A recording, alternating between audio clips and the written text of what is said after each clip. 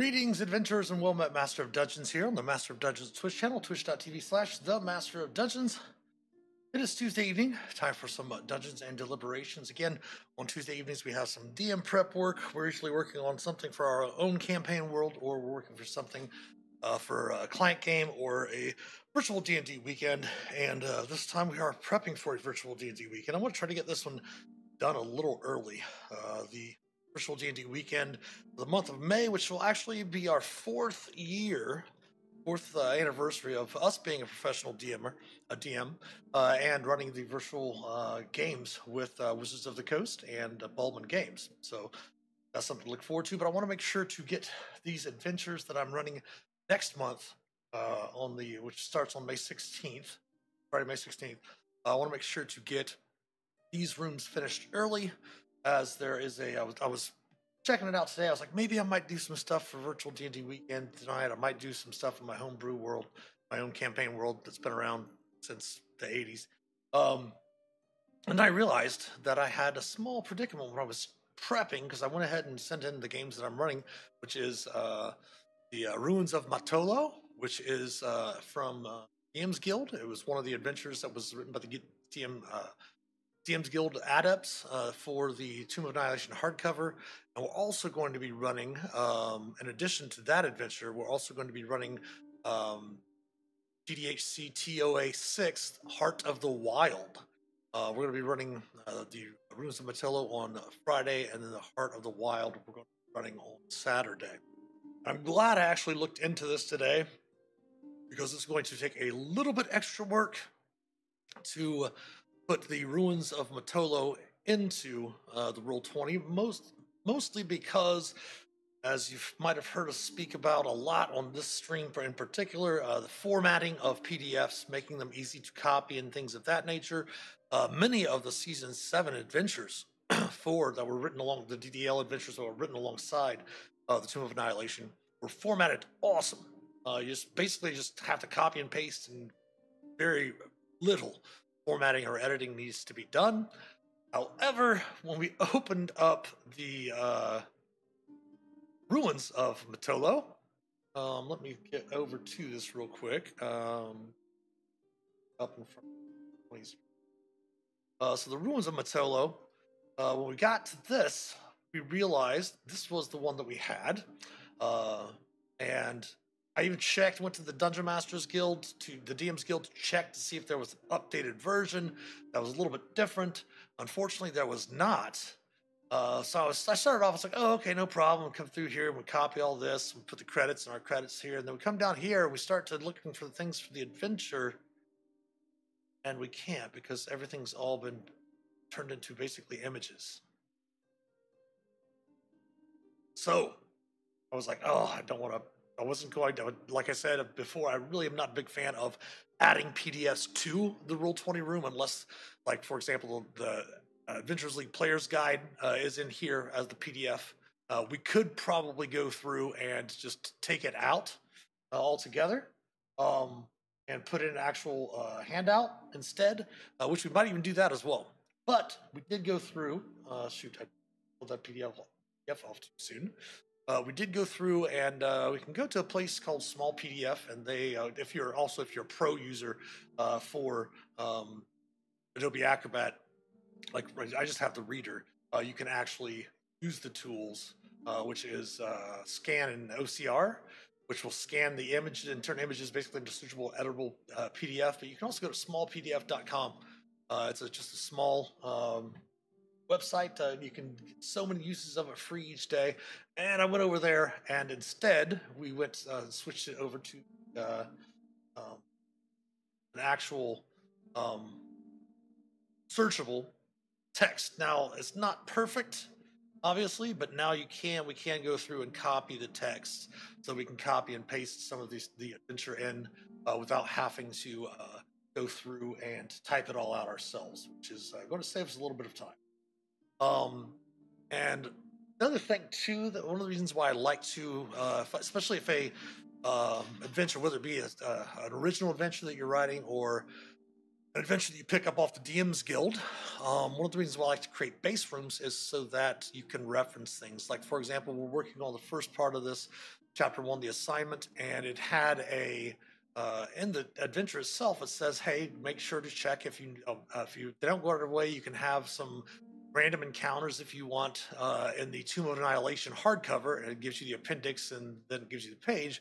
But since we already created a Tomb of Annihilation hardcover as our base part of the room, we went ahead and just linked it to the Tomb of Annihilation handout that's already in our room. So that saves us a little bit of groundwork there as well. But that's what we're working on today. Got another viewer. Welcome in. Hope you're having a wonderful day so far.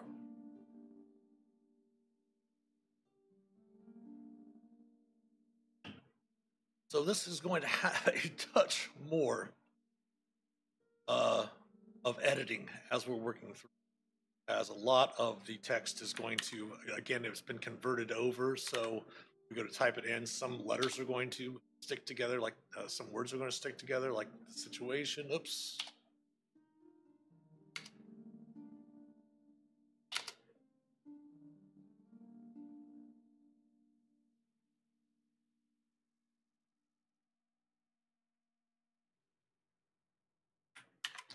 And we're going to make sure that when we copy this all over, we're just going to be going section by section. Make sure that, like, for example, I'm doing some bulleted information here with this current paragraph. There's like 3 paragraphs that are going to be bulleted information.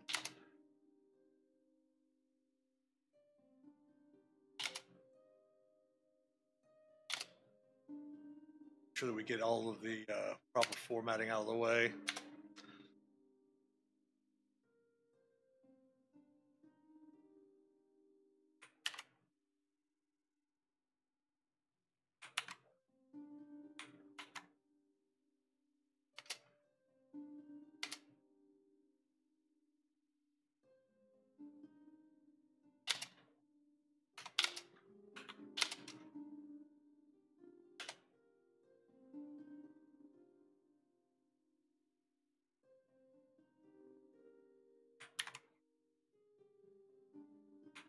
Something I'm definitely going to be mindful of myself once I get into writing the Ravenloft DCs, the adventures for Ravenloft.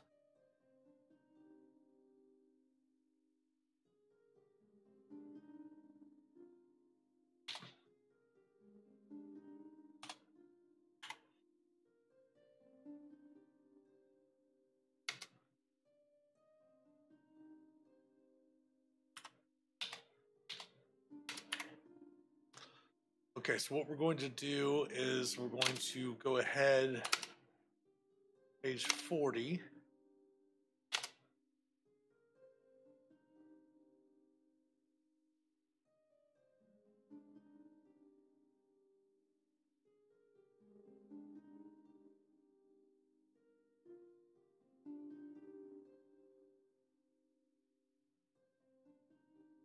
Excellent. So we're going to do this. Reinforcements of disease-ridden soldiers. The soldiers suffering from mad monkey fever and shivering sickness. Details of the affliction can be found on that page there. We're going to also put after this, comma, C.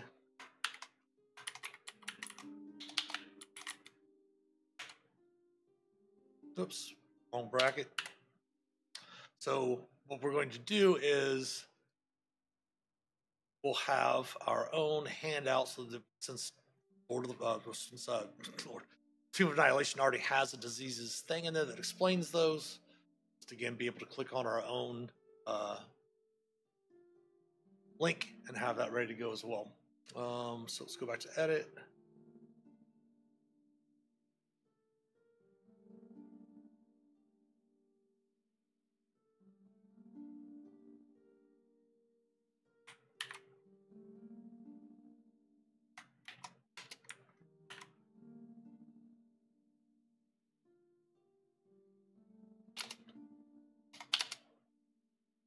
Okay, got just a couple more, 3 more.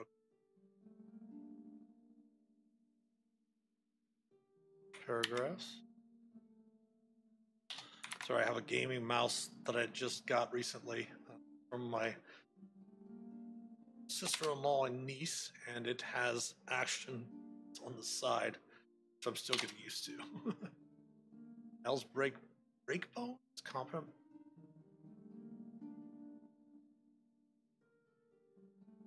Bull has sent. Other viewer, welcome in. Hope you're having a fabulous day.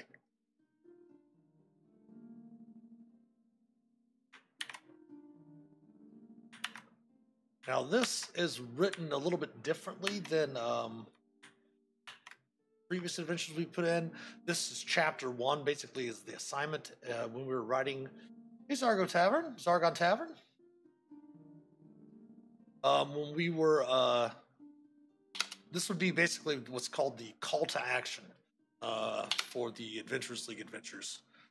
So if we were going through, let's say here, this would have the adventure, the call to action, etc., as the first beginning of the adventure to kind of set what the hook the adventures up with going on the quest. So this chapter 1 is taking that. Likely, okay.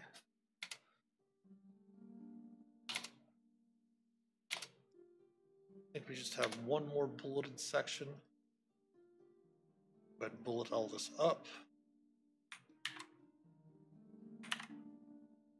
Just take a while to copy from these altered.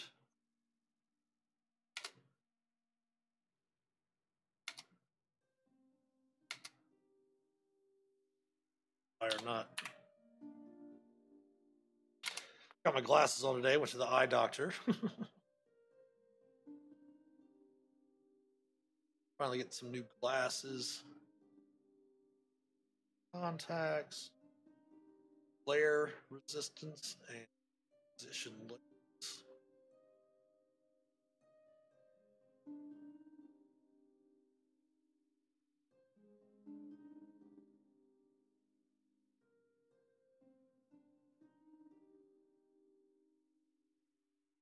All right, and last bullet there. Okay.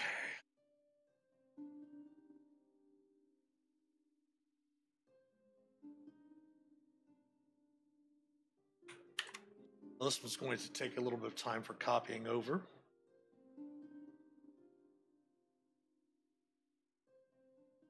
Yeah, we did have our live game on Sunday. I was having a little bit of problem with the most recent updates to my Stream Deck software and the Streamlabs OBS software was causing a massive drain on my resources. I gathered some friends and comrades, and they all were able to get together to piece me something together that's going to last for a little while, at least until I'm able to afford my Titan versus Titan type of computer that I'm really looking forward to get this next few months. But it's going to be double the processing speed. We play on Roll20, virtual tabletop. One of the players is in New England. One of the players is in Virginia, and another one of the players is in a different state in New England. And then we have the second live game coming up, which will start the second and fourth Tuesday of the month on May 21st. We're going to start Vecna, the new Vecna hardcover that's coming out. And those players are all over the country as well, most of them on the West Coast. It's going to be very interesting. But yeah, we'll have more. I think it's double the RAM, double the processor, processing speed. The graphics card has its own dedicated RAM as well, which is nice. Billing.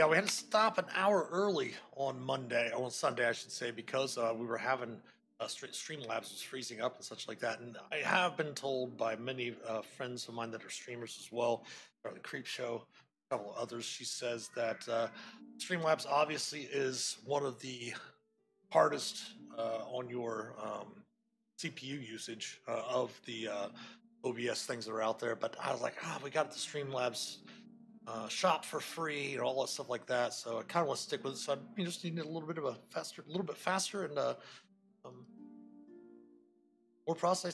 more processing computer.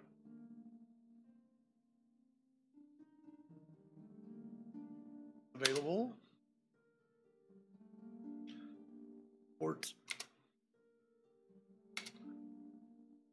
All right.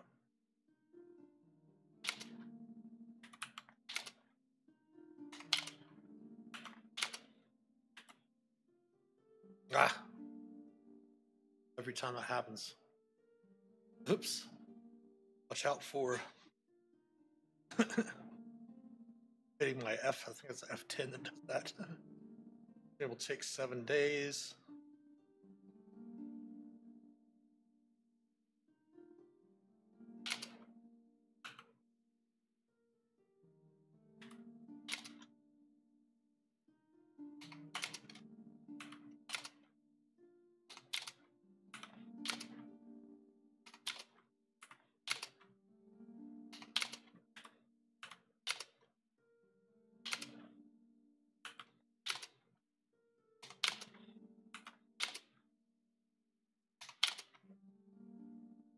Oh, that's right, heavy armor. I keep telling the players that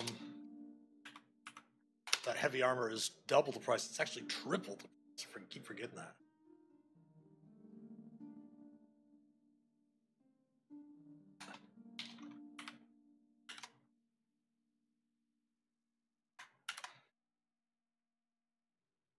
Yeah, I'm really hoping to I really want to upgrade the PC overall. I'm using right now basically an all-in-one.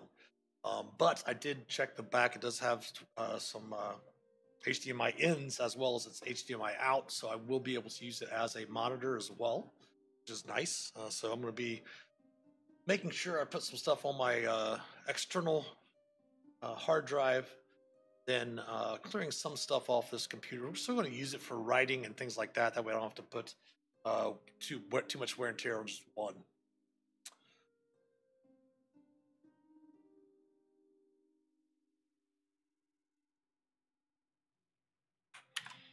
Okay, so we're going to have a sidebar as well. Ready.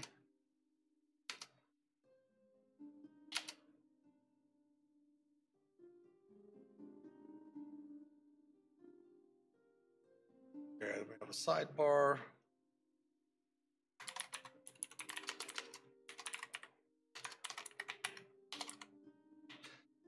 Port 9 Zaru.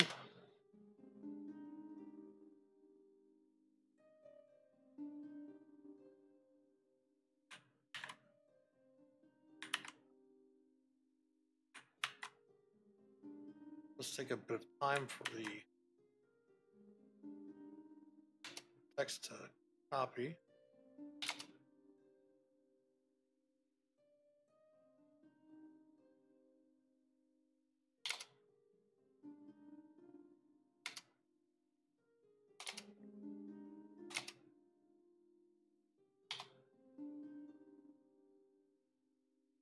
No.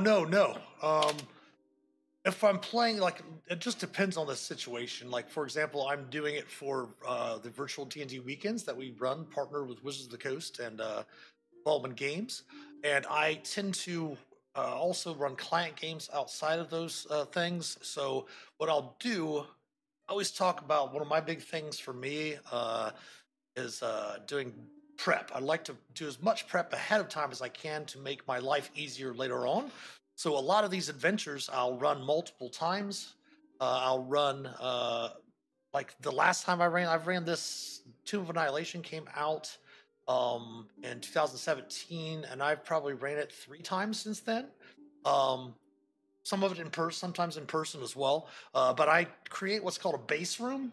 That way, if I ever need to revisit that game again. I'll have this base room here that'll have everything here in it. As I mentioned before, I could easily just put the PDF itself in here, but Roll20, even though they're making great strides in improving their platform, their PDF reader is not really that great, which is why I was mentioning at the beginning of the stream, perhaps even changing the Adventures League Player's Guide and actually putting it into a handout. But I like to have do as much prep ahead of time. That way, everything's ready to go. Once this gets into the base room itself, then I'll have that room. I can just copy it, use that room as the table for the weekend, and then delete those tables when they're done. And then next month, when I'm running some more of this same storyline, all of the information will already be there. Just got to put the new adventures in and go from there. This is just the way I prep too. As I always talk about with people, prep however you'd like to prep for your games. This is just kind of what I do for the virtual D&D weekend games. Yeah. And my OCD makes me really, really have to format everything too. So. Yes.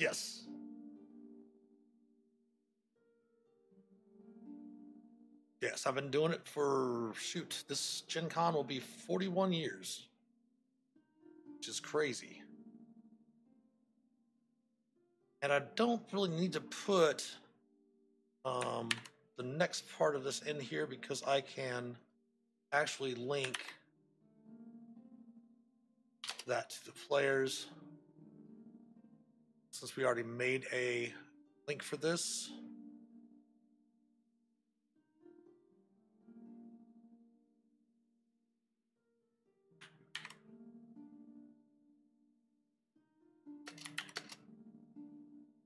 Oops. We should probably just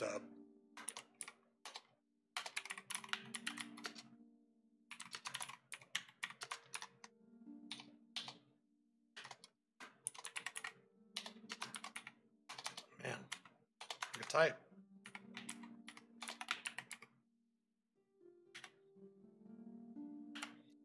Save it, just make sure that it's is that in there?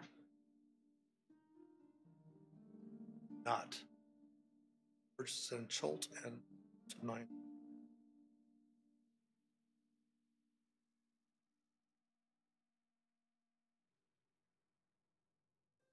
I wouldn't worry about linking it because the players already have it in their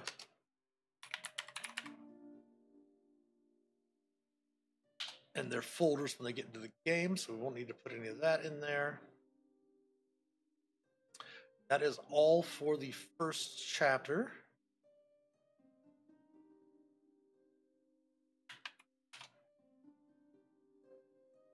Save that.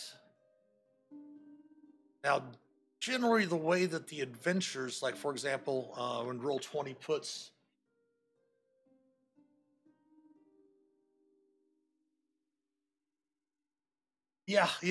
that's actually that's how I actually became a pro DM and been doing that for the last 4 years because of the pandemic.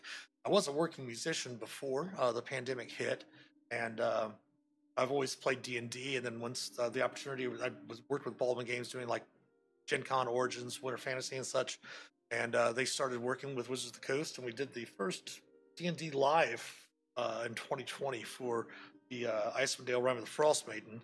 And I've kind of transitioned over to that. Even though things are still open back up, I still have a lot more fun playing D&D.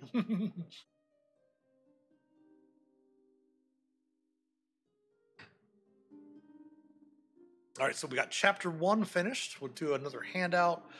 Again, it's all preference. When you open up, like say for example, as I mentioned, we did put the Tomb of Annihilation as the base room, so the adventure Tomb of Annihilation. So when Roll20 puts the adventures into there, the majority of the stuff they put in the GM notes, which you can completely do if that's what you want to do.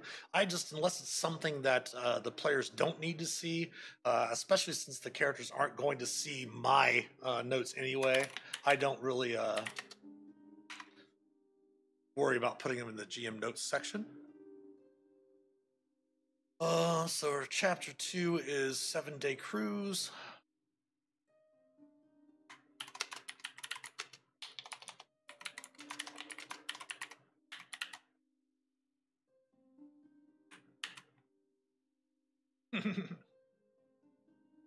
Yeah, since I won't be putting these handouts that have all of the information of the adventure in the player's journals. That's the beautiful thing about Roll20 is that like all of these things that are have a little blue dot beside them, I've actually put into all the players' journals. Since we do mostly for the virtual D&D weekends, most of the time we're running what's called Adventurers League, which is the organized play system for Dungeons and Dragons with Wizards of the Coast. It allows the game to be portable, where you can go to your local game store and play some Adventurers League adventures. You can take that same character to a convention. You take that same character home and play in a home game. As long as you're playing by Adventurers League rules, you can take your characters everywhere. So they have a lot of things that I have in their folders already when they get into the game. So that they can have things at their fingertips ready to go, so they don't have to worry about asking a whole bunch of questions at the start of the game.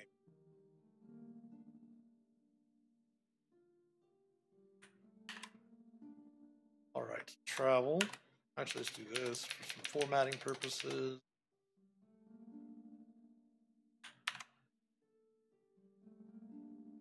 Yeah, and yeah, it makes it smaller, but a little less informed at the same time. Because there's so much out there, and people will just, kind of want to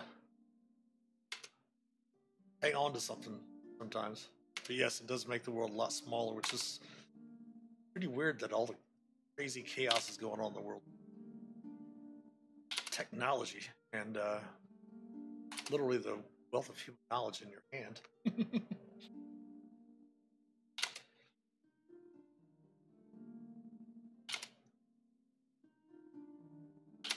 I have started going back a little bit to, because I also did some fun stuff. Like I was a trivia jockey. I did some trivia at different bars and locations and such like that pre-pandemic. And I have started kind of doing that a little bit.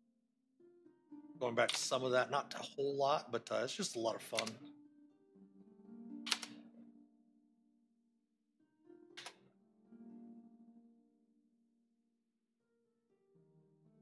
Biggest part of doing that is trying to keep people off looking up answers on their phone. Like, come on, we need your smart answers, not your smartphone answers.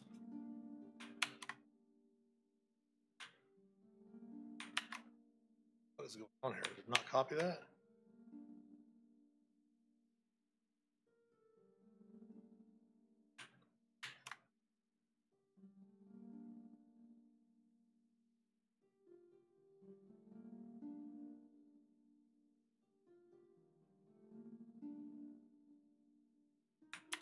There we go. Okay.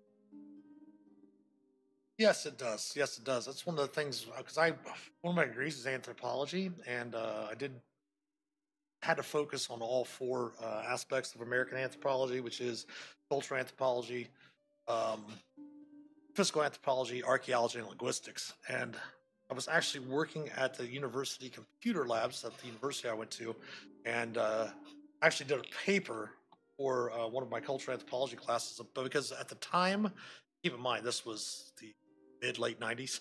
I graduated college 2000, 25 years ago. But so I ended up getting a degree in philosophy and a degree in anthropology. But I did a paper on the anonymity of the internet. Um, Forums and stuff are becoming more commonplace. I mean, back in the early '90s, like '91, '92, you could find like things on Unix and VAX and stuff like that, where you could find chat boards and things like that, but they weren't that widely available. Of course, then Mosaic comes out and Netscape, and you have all of your different browsers and finally being able to get on the internet more often and checking the different forums. And I started seeing the early Now, obviously, we call it toxic behavior, toxic responses, things like that, and basically not caring about that there's actually another human being on the other side there.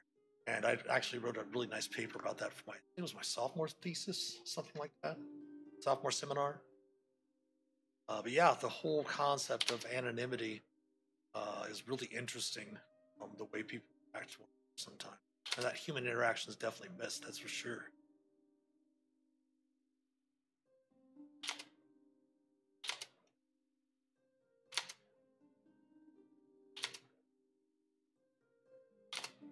We'll add some other links to those random encounter pages here in a sec.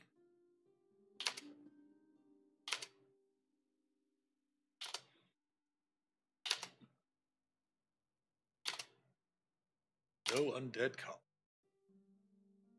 All right, so that is wilderness encounters.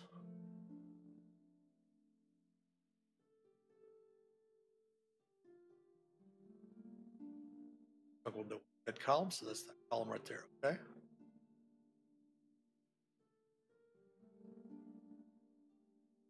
Encounter occurs once a day, negating the need to determine if there is an encounter.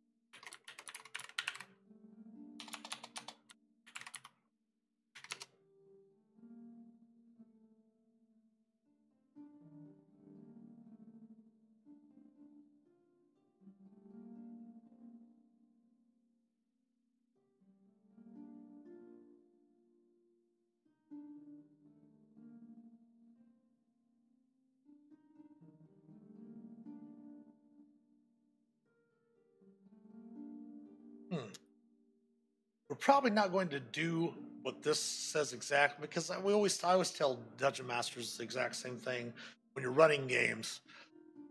If you're there's no I mean, obviously, if we play AL, we're playing Adventures League, we're playing organized play. There are different rules, but when you're playing a homebrew game, you're playing with your friends, stuff like that. There's no rules. I mean, you can refer to the books and stuff like that, but you don't have to run things as they're written. Raw for Adventures League play means rules as written, but the DMs always remind them that they don't have to run the adventures exactly as it says. Like, for example, since this is probably more than a 4-hour adventure, we only have like 3 hours and 45 minutes to run these. There's going to be a lot of sections that I cut out. Some of them I might embellish a little bit more, especially if the table likes more role playing. That's really easy to add more role play to encounters, especially when the players, especially newer players, who really want to find ways to avoid combat, which is fine, which is great. They came out with the Wild Beyond the Witchlight hardcover, which definitely could actually run the majority of that whole adventure, that whole hardcover adventure, without rolling any initiative or any combat. You can role play a lot of it, which is always something that I would recommend, especially when it comes to newer DMs. I definitely recommend checking out Wild Beyond the Witchlight because that adventure will help you with the concepts of the role playing. It does give out a lot of advice about role playing as well, because sometimes it's difficult to, or it feels uncomfortable for new players or new DMs alike. Does freedom tell their own tale? Yes, exactly. Exactly. That's why I always try to, in any published adventure that I'm running, I try to find a way to add some personal things for the players, for their characters in there. That way they can feel as if they have a little bit of ownership of their story because they're supposed to be the heroes.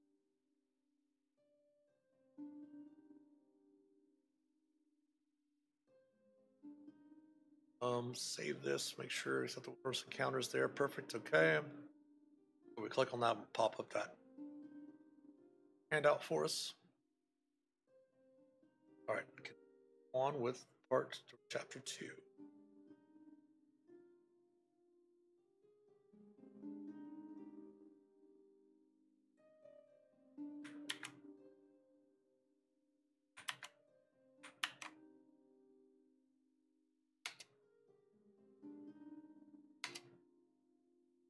and Chult is no longer an island. This was actually written before they gave the DM Guild add-ups these outlines and stuff like that for them to write adventures, so that when the hardcover of a new hardcover comes out, because what the Wizards of the Coast have started doing, and it's going to be interesting to see Vecna Ruin of Evil, just to see, or Vecna Eve of Ruin, to see how much more Planescape they've put in there, because they did come out with Planescape box set. It's going to be interesting to see what they put into Eve of Ruin, because after they did Sword Coast and they've came out with Monsters of the Multiverse, but they were tending to come out with their hardcover adventures, which would have regional information about that area of the Forgotten Realms, and then the adventure itself. Same thing with like Icewind Dale, Rime of Frostbane had a bunch of details about Icewind Dale and the Frozen North. Storm King's Thunder had a ton of stuff about the Sword Coast and the regions around that area. Obviously, Phandelver Below talks about around Neverwinter and all of that. And then Tomb of Annihilation came out, gave you a lot of information about Chult. During 4th edition, Chult was an island. Has something to do with the first Sundering and the second Sundering and Spell Plague and all of that, but now Chult is now a peninsula yet again. And this was probably, this author probably was given this information before the hardcover was published, because it actually does say in the adventure itself, this is to be used with Tomb of Annihilation, which comes out on September something of, what was that, September, or it might probably just says of September. It comes out in September of 2017. Oh, there we go. The store September 8th, 2017. So this adventure was written prior to the hardcover coming out. Common in Chult.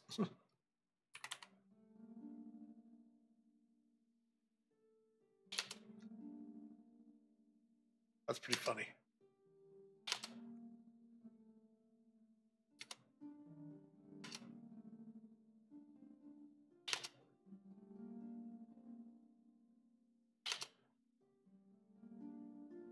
And the hardcovers, these types of adventures are really easier to run for DMs that aren't used to playing organized play.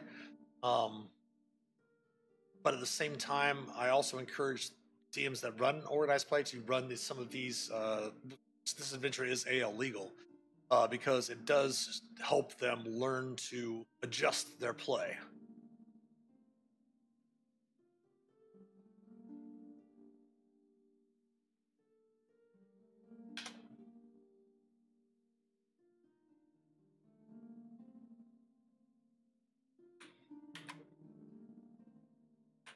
Because there are dungeon masters that really enjoy mechanics. And the players that play with them might enjoy those types of mechanics as well. Like, there's a lot of stuff is all mechanical stuff that would go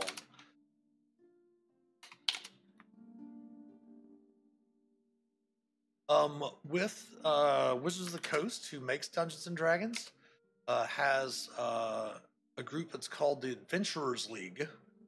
And what that is basically a set of rules that DMs and players follow. It's just kind of like every DM has their own house rules. So you might have, as a DM for your home games, you might have certain rules, like you might use flanking, to where the characters, if they're on opposite sides of the monster, they have advantage with their attack rolls. You might have healing surges, or different optional rules that are in the 5th edition books. But what Adventurers League does is it just plays the rules as they're written, and then has specific allowances for certain variations that are in the variant rules that are in the game. And to play Adventurers League, the DM and the players just abide by those rules. And there's a player's guide and a DM's guide for Adventurers League as well. If you join our Discord server, if you click on the link in the chat, or you join our Discord server below in the About Us section, I do keep all of the, if you click on AL as a role, when you go to select your roles, you'll be able to see all the AL documentation. I keep that all updated.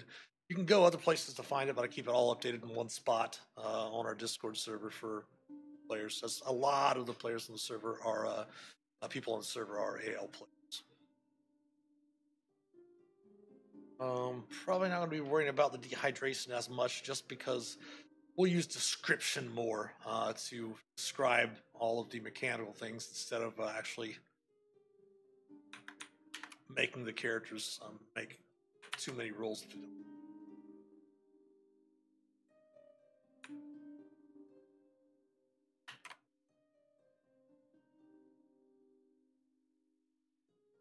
Yeah, that's going to be interesting. I know we've got them coming out.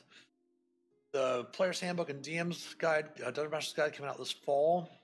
And then I think we're going to have to wait until the beginning of next year for the Monster Manual.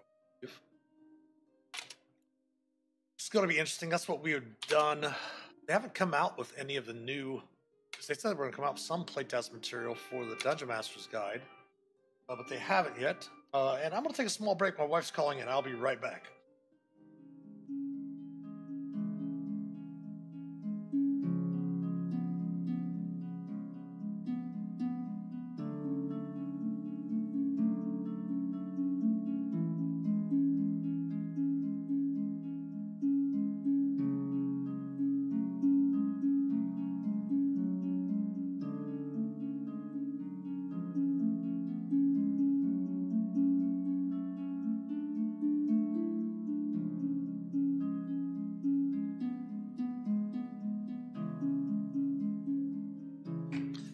All right, everything is okay. And she's like, oops, I'm so sorry. I forgot you're streaming.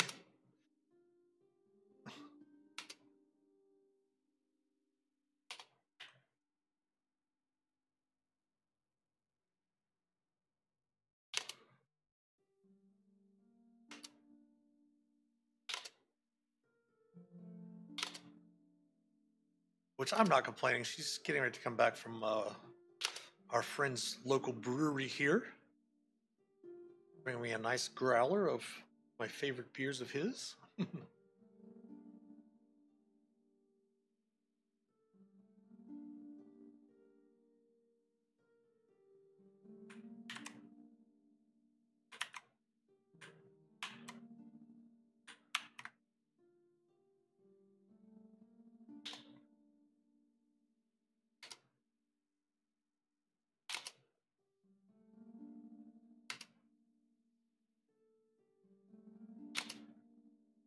Well, that's one of the reasons why that I really like to go through and put these adventures into the Roll20 room, the virtual tabletop, is because it gives me a chance to actually fairly closely read the adventure as I'm putting it into the ETT. Some of these adventures, like the other previous DDL adventures, I've ran them all before, but at the same time, putting them in this game room allows me to kind of revisit them. Like, for example, this one, the Ruins of Matolo Discovery, I have not ran before.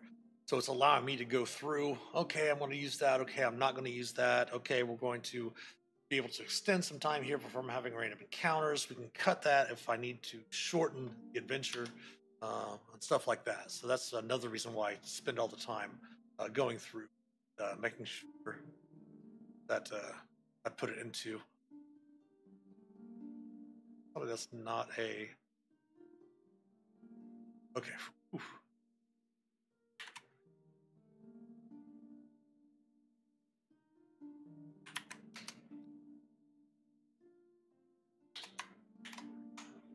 Oops. This is going to take a little bit longer because these boxed text I'm not going to be able to copy the whole thing. I'm going to have to go sentence by sentence just because of the formatting.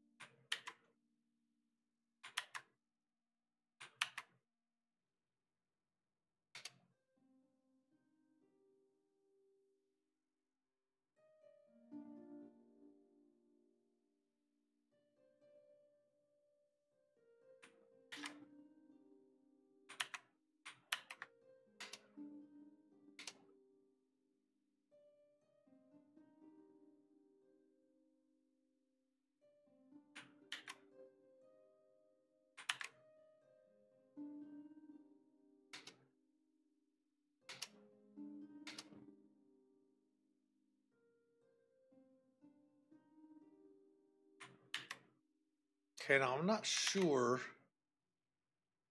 I'm gonna go ahead and save it real quick so we don't lose anything we've done so far. Now I'm not sure. Check that folder.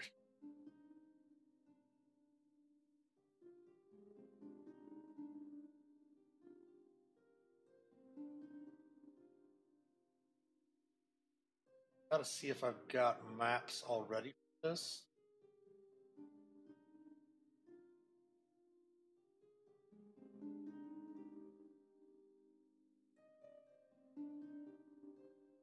Do not. So what we're going to probably have to is check the PDF to see if there's any maps in the back, and if there's not, we're going to need to pull out some of these maps that are actually in.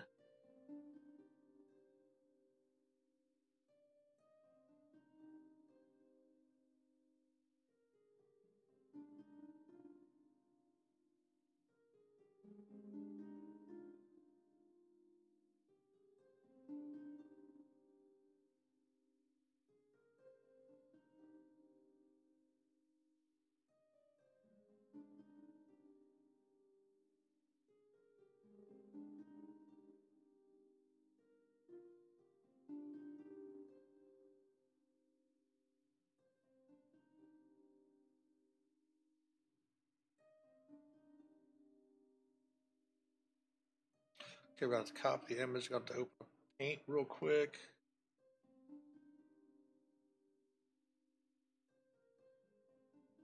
Paste. Oh, that's so small.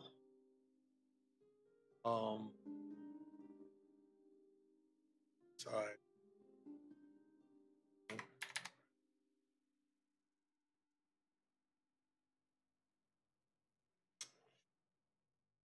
That is a section of the fort, so what we might do is instead.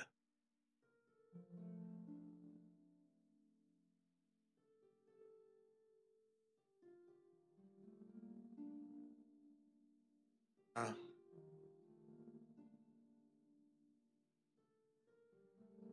go ahead and save them just in case.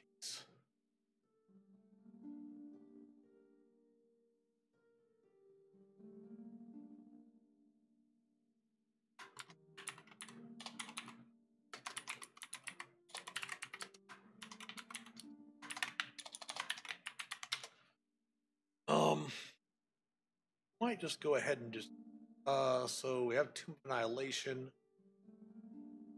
Got Camp Vengeance right here. So this is the map that they're going to be fighting on. They're going to be fighting at the entrance here. So what I'm going to probably do is just this for these purposes.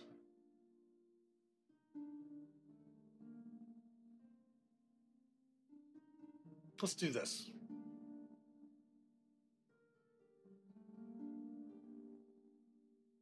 So we're using, well,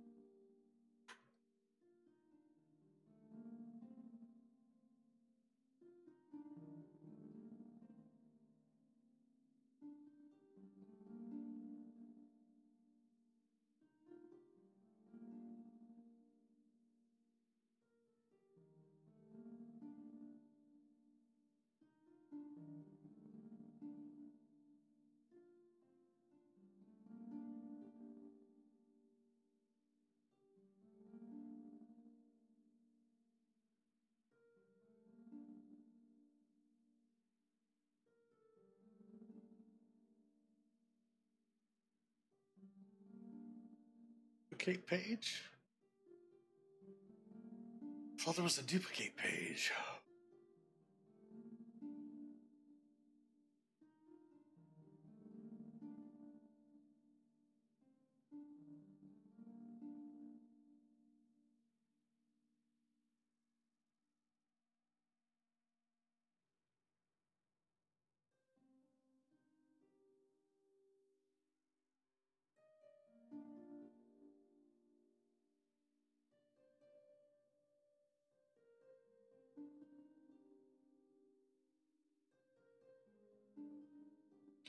We'll just have to remember, let's actually move this out here.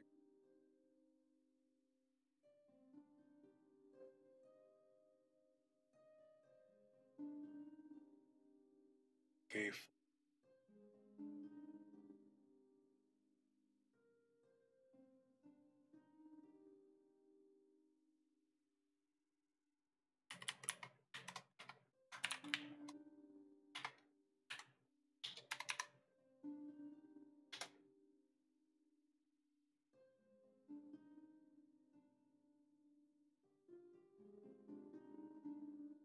All right, so we'll have Camp Vengeance in there since they had a really, really small version of that in there in the adventure. So we went ahead and just took Camp Vengeance out of our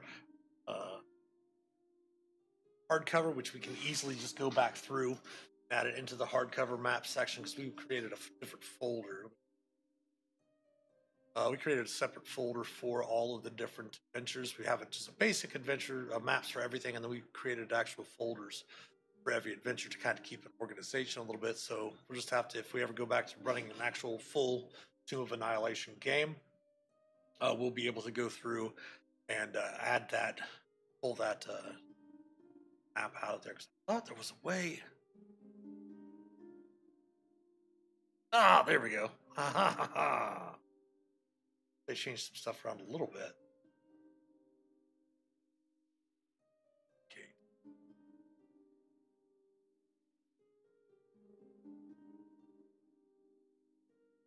We're actually going to change this to Gate Encounter. This we're going to move back over to Annihilation. Back over here to towards the end.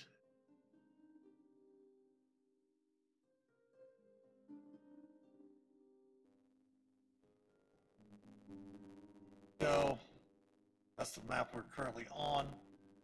All we have to do is just go over to lighting. Get rid of that. That way the map's back to where it normally is. All right, there we go.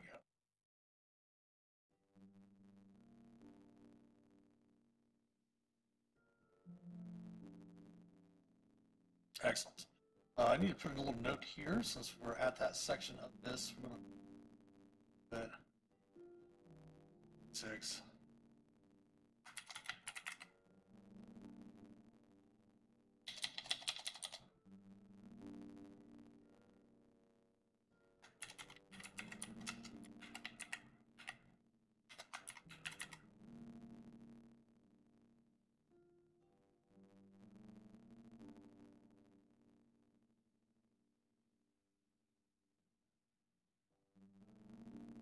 Layer, so we'll remember the players start over there.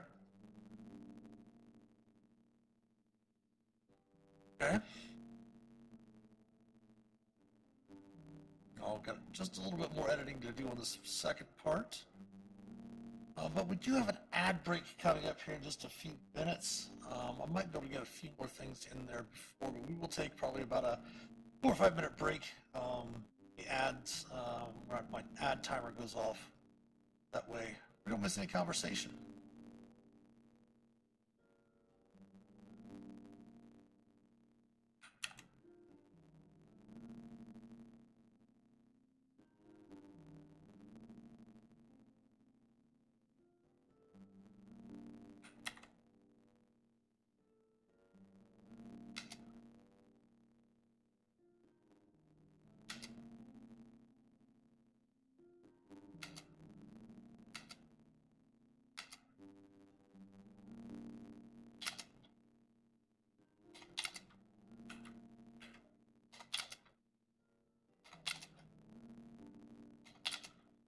Tyrannosaurus Rex zombie. But they're fighting.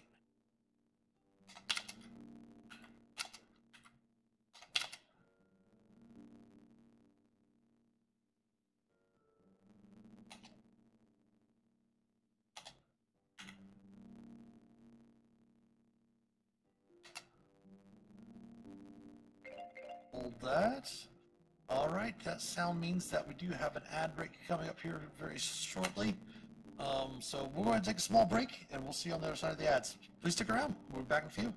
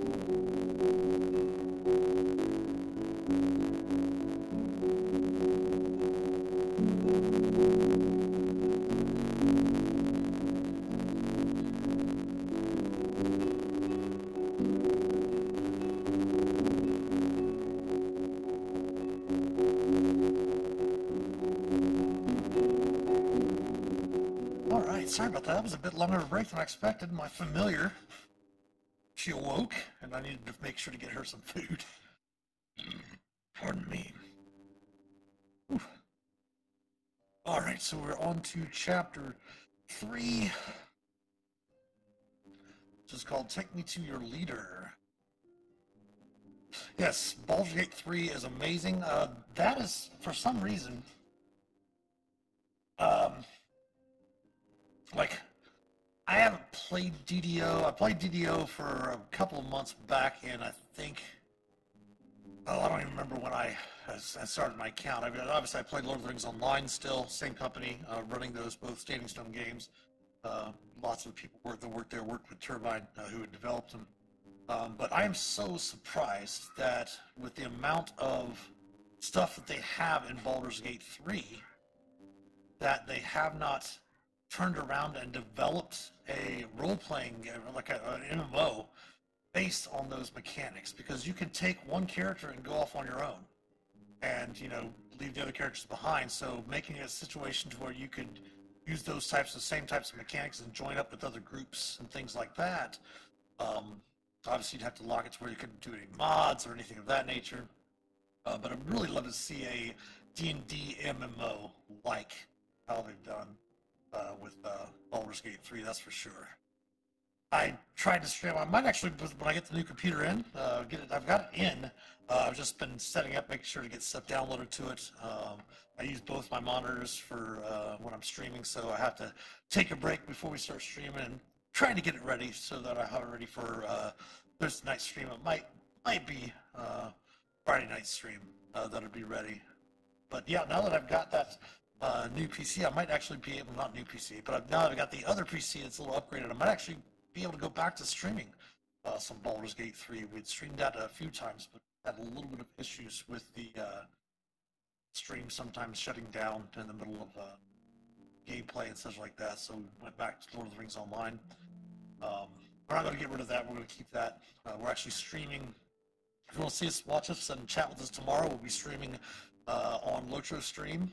After, Scenario is going to be on for a casual stroll, walking you through Update 40 in Lord of the Rings Online at my normal stream time, which is noon. So they're going to be doing that, and as soon as about 20 minutes to a half hour after they're finished, or the closest, either top of the hour or bottom of the hour, we'll go ahead and do our normal 2-hour Lotro stream. Yeah, to play Baldur's Gate 3, I don't blame you. Do not blame you at all. Chapter 3 is Take Me to Your Leader.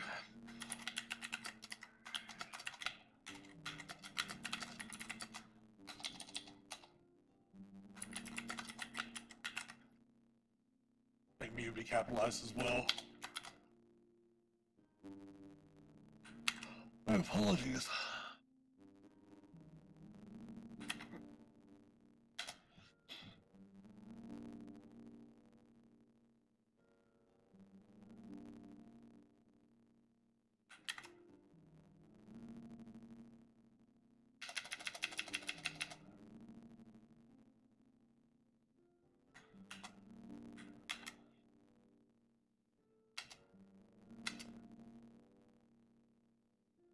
Oh, Bowen's really cool. I really, really appreciate that.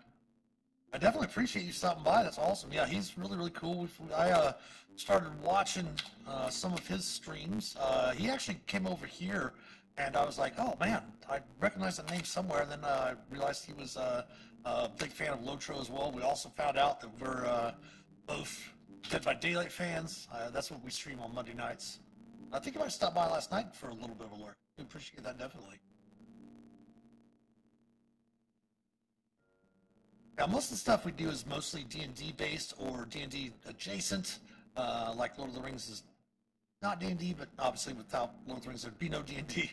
And then, like tonight, we work on EM prep. On Wednesday nights, we chat and work on and just go through different products that have come out. I've been recently going over the storyline that I was the story lead for D&D for the Dreams of the Red Wizards. We had our sixth adventure. No, yeah, our sixth adventure released last Thursday on the DM's Guild. So we're going to be going through the fifth and sixth adventures, even though they're the fourth and fifth in the storyline, because we have them, they're kind of broken up with the epics as well. So we're going to be talking about some of that stuff and going through one of those tomorrow evening. Except for Mondays, of course, we don't do D&D. We just play a horror game. Lately, it's been Dead by Daylight. We might even throw in some 7 Days to Die next week. They're actually made a big announcement about 7 Days to Die as Alpha 21. Their current version of the game is the last alpha that releases in July, or I believe June, is going to be the 7 Days to Die 1.0. It's going to be the official version of it, and then it's going to be re-released to consoles in July. So in June, it becomes out of alpha after, what, 11 years? It's been an alpha. Oh, no worries, Argon. It's appreciated. Anytime you stop by and chat is very appreciated.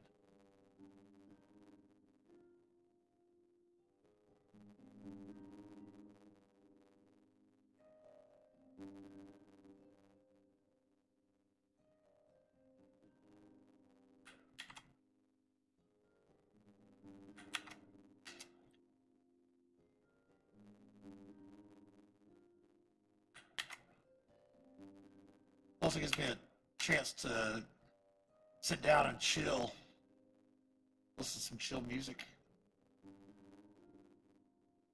Music is, of course, from Monument Studios. If you ever have a chance to check them out, go check them out. They have a lot of cinematic quality music that they produce, whether it be for sci-fi, fantasy, horror, anything. And once you purchase their music, their catalog, you're free to use it and have the licensure to use it. So that's all of our music that comes from Monument Studios. I've not had a chance to get their Fantasy 3 set yet. I mean, literally gigs and gigs and gigs and gigs of this nice music like this. That's what we use for our opening scene. For our break scene, we use a different piece of music, and then we always finish our adventures. I actually use different music for our Lotro streams when we stream that on Wednesdays. Actually made specific, because we have our dungeon delving game that we normally, streams that we normally do on Thursdays and Fridays. But when they were kind enough to allow me to join the Lotro stream team, as it were, I actually went through and created a specific set of scenes with new music and things like that, some different graphics and things specifically for that stream, which we're probably going to go ahead and start to introduce some of that into our dungeon delving. We're called Dungeons and Delvings on the Lotro stream, but my stream on Thursdays and Fridays is Dungeon Delving. So we might change some things around a little bit here in the coming weeks. So far, the new schedule has been nice. We normally used to stream this at from 2 to 4, or around 2 p.m. in Eastern time. And the change of schedule has been actually rather nice and relaxing.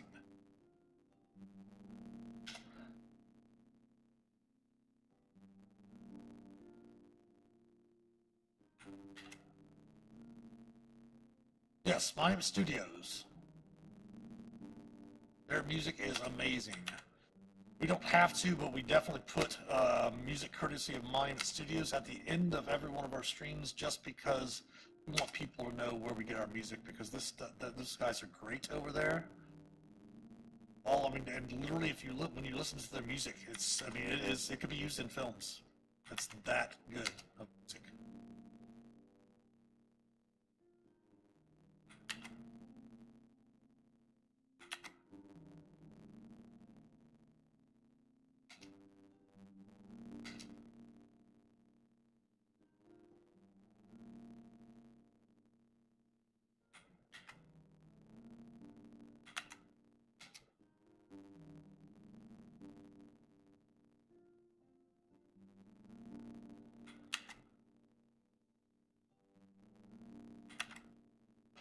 While soldiers are thanking the adventurers for taking out the T-Rex zombie.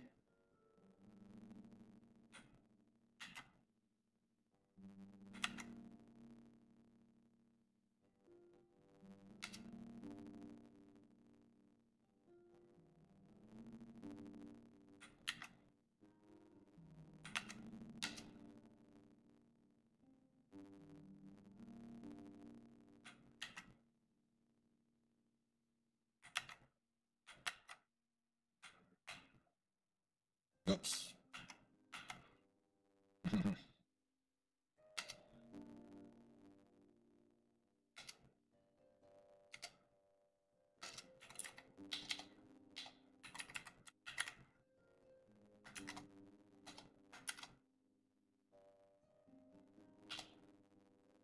Save changes so we don't lose any of the progress.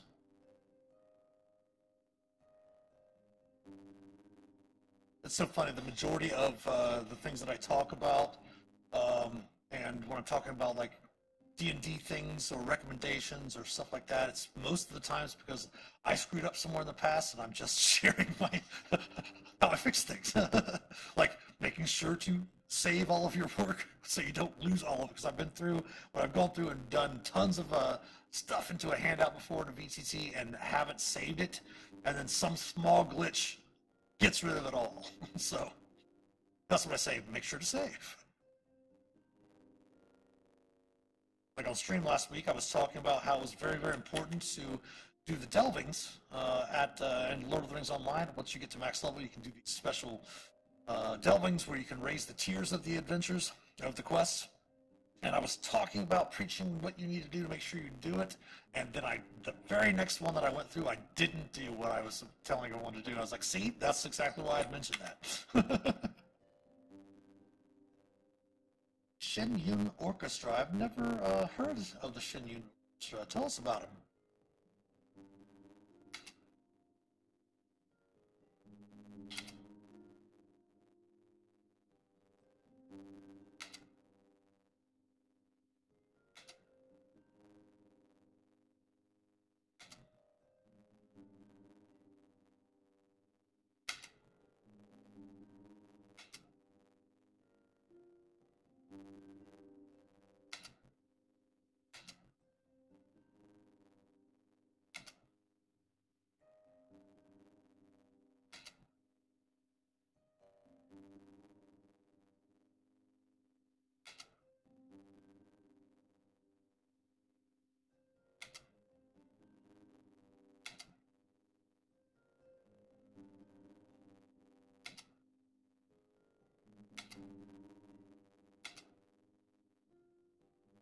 Old Chinese dancing, like classic cultural music from China.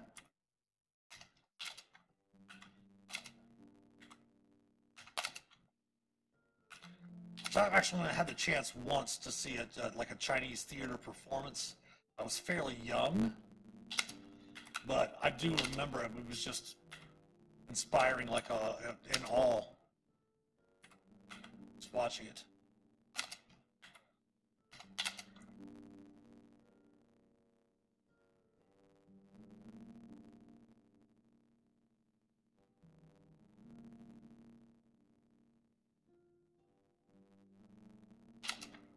Now, is it the same as it used to be? I'm not sure if it's they still follow it, but isn't traditionally all of the participants have to be men? I don't recall, as I am kind of ignorant with between different things when it comes to like theater and cultures and such like that. I'm not really that informed. Or is it Japanese traditional theater that is traditionally? I'm not saying it always, but was it Japanese theater that was traditionally men?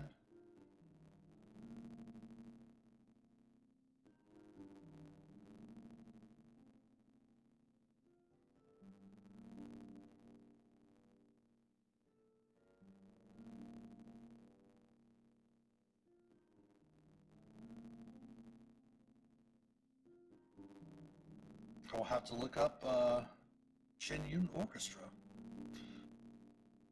Right, so population.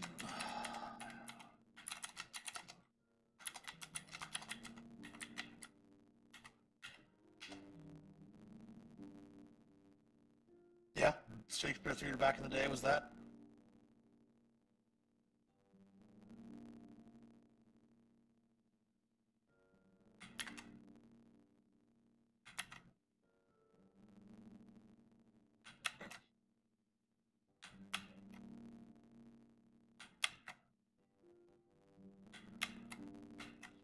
Did not copy? Oh, there it is. Okay, it did copy. Finally.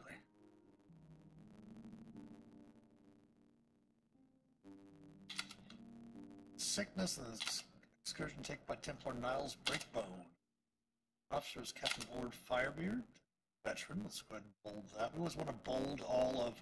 I always remind writers too from writing stuff like that. When you're writing, one of the things that D&D likes to have, especially with the Ghosts, obviously with their dungeon craft and stuff like that, you always want to make sure that if there's a stat block that's in the discussion, whether it be like here is so and so and they are a veteran, you want to make sure to put that stat block in bold. So he has 12 veterans, so we want to put that in bold. 6 guards, 4 acolytes, priest of Helm, 10 tribal warriors, by Lorsa, who's a scout.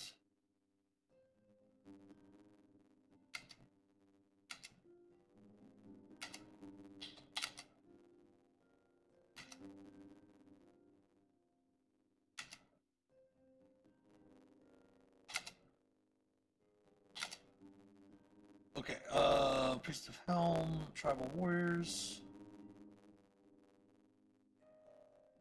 She's a scout. Oops. Gaming mouse.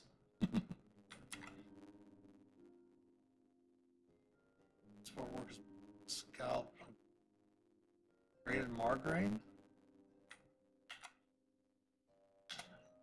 Paragraph in the sidebar.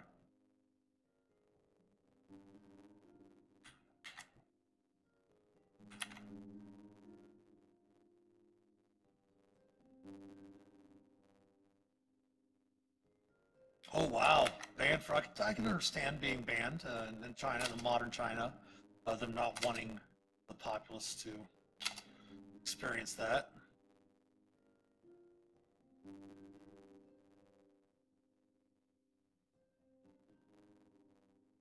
It's the saying, power corrupts, absolute power corrupts absolutely.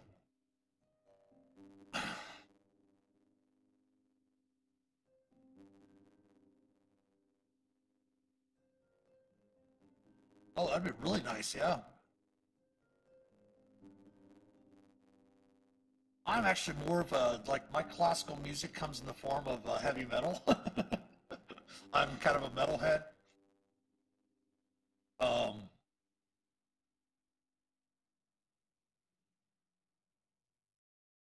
Iron Maiden obviously being one of my favorite bands.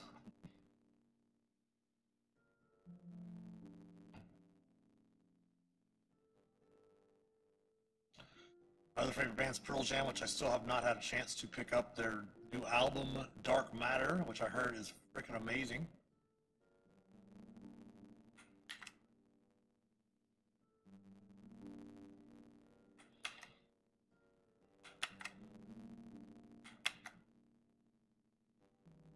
And the original lineup, which included Lou Gramm. Foreigner is now in the Rock and Roll Hall of Fame. They're going to be inducted in October. As a vocalist, I've had 4 vocal surgeries because I used to sing death metal and heavy metal and new metal and such, with like screaming and things like that. So I had polyps and things on my vocal cords and stuff. So I had to have them scraped 4 times. Plus there was some dysplasia that was like precancerous, and they were worried that might come up. I went last spring, spring before last, and doctor said it was clear. I don't need to go anymore. I'm completely free of that. But every time I would go into surgery, I asked him if you could come, if I come out of surgery, if he could have me sounding like one of three different vocalists. Obviously Ronnie James Dio. Insane, loved Ronnie James Dio. Very missed in the metal community. Second was Lou Gramm of Foreigner. I mean, his voice is just insane.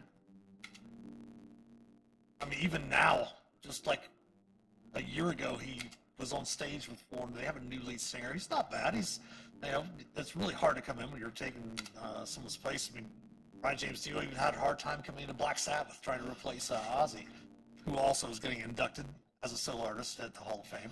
But I was either Ronnie James Dio, Lou Gramm, and I liked their very first album. I'm not a big fan of anything they did after that. My wife's a bigger fan of their second album. But Sebastian Bach from Skid Row, his voice is just insane, especially on that first album.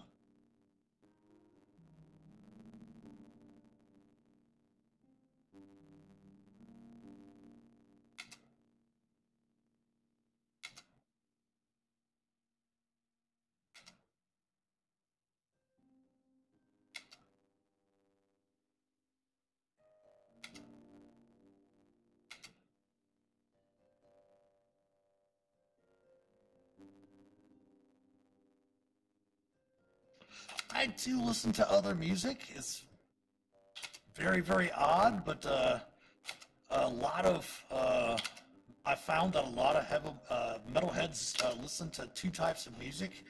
At least my generation, it stems from a movie called Judgment Night back in the early 90s. And a lot of metalheads also listen to gangster rap. And I've got a massive collection of gangster rap music. No, I do not sing along and say the words. Very inappropriate.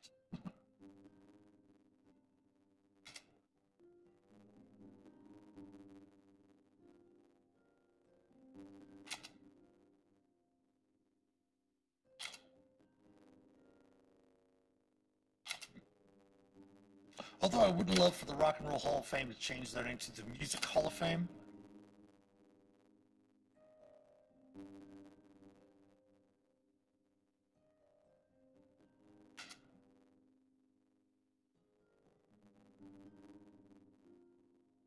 Okay, let's make sure that these are all...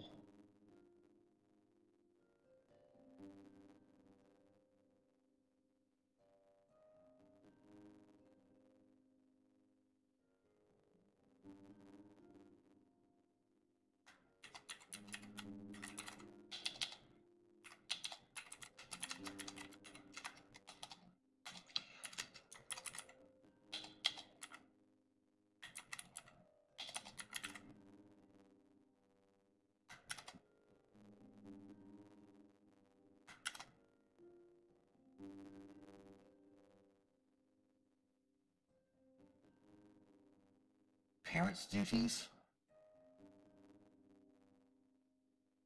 I have no children that I know of, which is great. My wife, people always ask my wife, what do you do since you don't have any children? My wife says, whatever the fuck I want.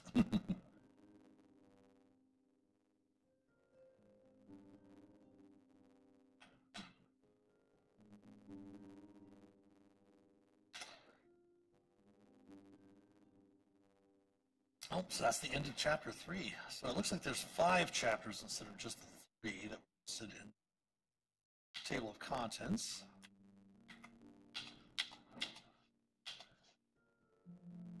Alright, so that's chapter 3 is done. I think it was going to be too long because it's only like 23 or 24 pages the PDF is, so.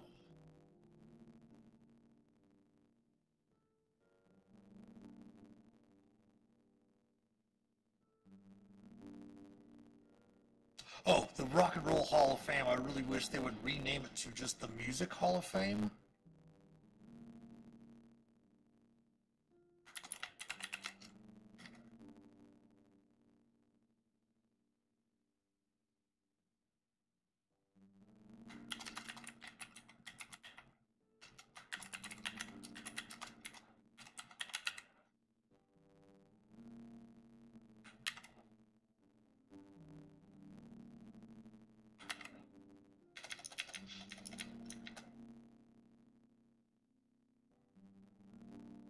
Oh, you had to step away to parent GTC?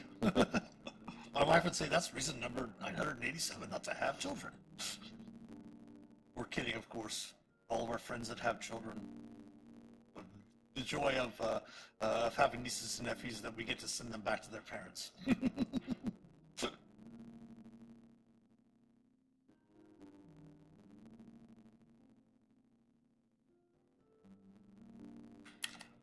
Just have us able to get that, what's it called? Oh.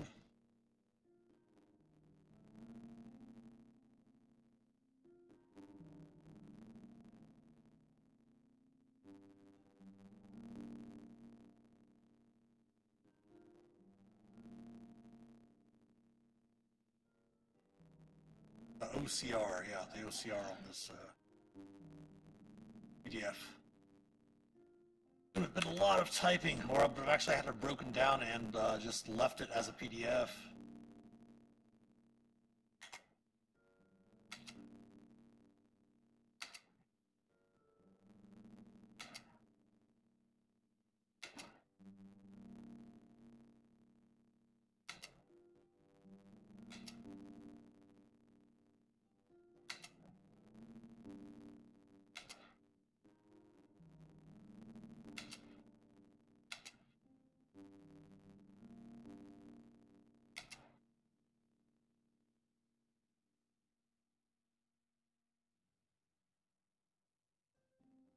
We're actually going to do this.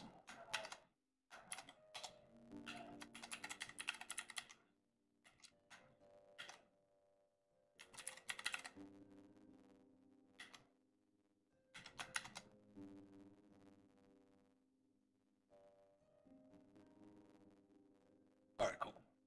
Make sure that we got the editing in there properly to link the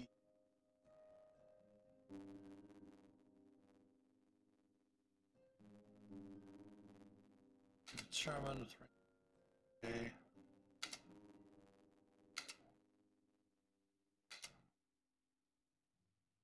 That was a pretty large paragraph that we're actually full copy and paste on, which is nice.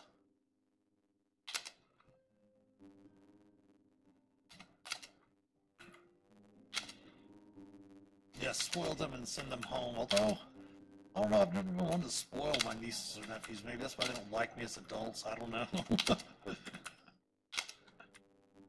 I was never, like, when I was younger, I definitely was more competitive, but as I've gotten older, I realized the folly, I guess I should say, of being of competitiveness, the desire to win, finding different ways to help someone's self-esteem, besides the whole concept of, you know, being a winner is what you need to do. I always had this thing, and I still do it with my my sister-in-law's daughter, my niece. We're constantly always talking about, she loves playing board games and card games. She's, you know, that type of game, which is awesome. But I always tell her, I was like, I'll teach you how to play these games. We'll play these games together, but I'm never going to let you win. I always thought that was something when I saw people let children win. I'm like, now, I understand that I'm not a competitive person, but you're setting them up for failure in the world. Because life is not going to let them win. But that's just, you know, my opinion.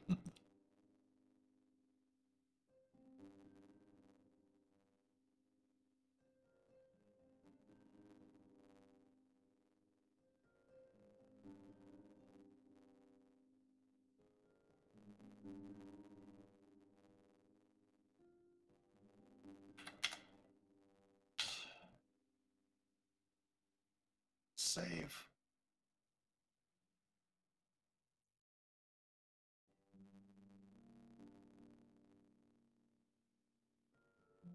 Other viewers, welcome in. Hope you've been having a fantastic day so far as well. We are prepping for a online convention that we have every month, partnered with Wizards of the Coast and Baldwin Games for our virtual D&D weekend, which takes place on May 16th, 17th, and 18th.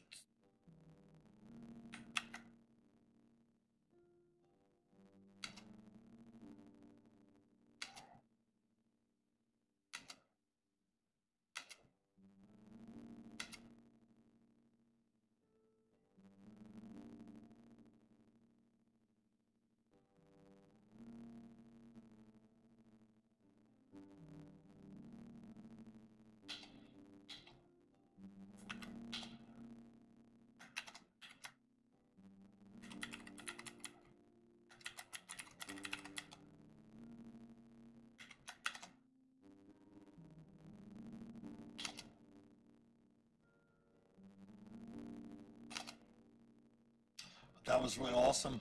When did you start to play D&D? And what edition?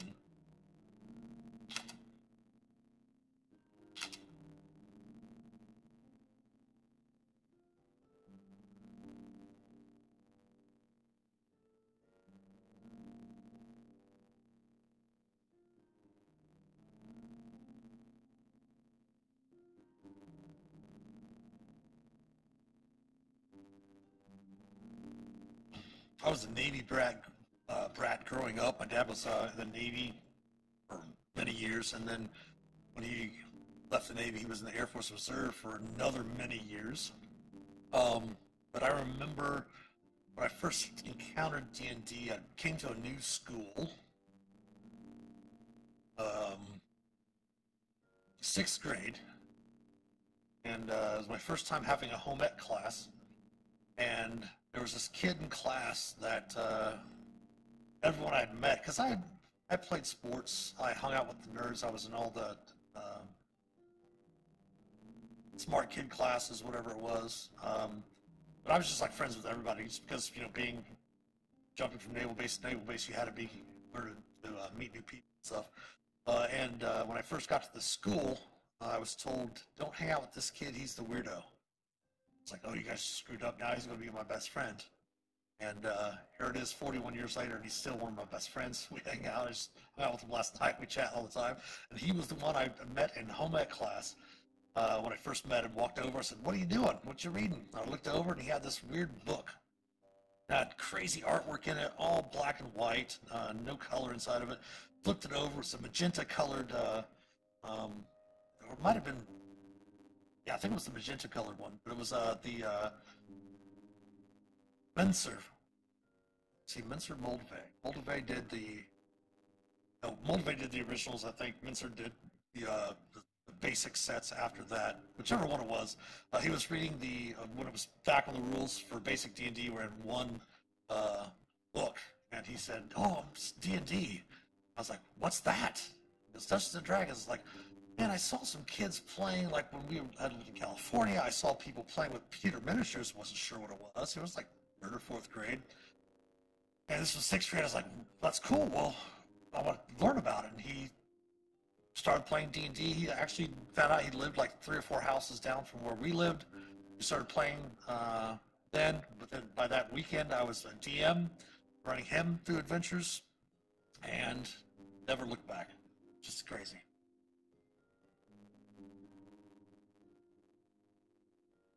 Oh, that's cool.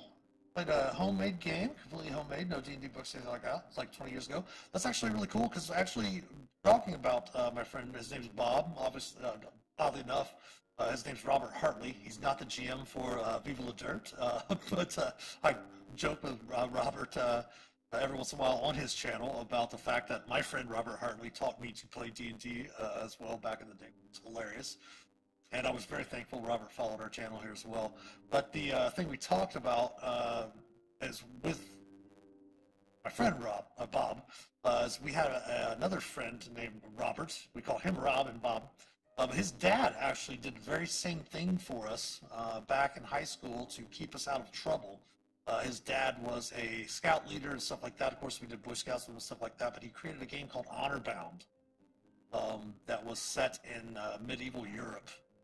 And he made up the rules, made up the stat blocks as we went, made up everything, and it was just, the whole thing was designed to keep us kind of out of trouble, which didn't work, but it was still fun to play.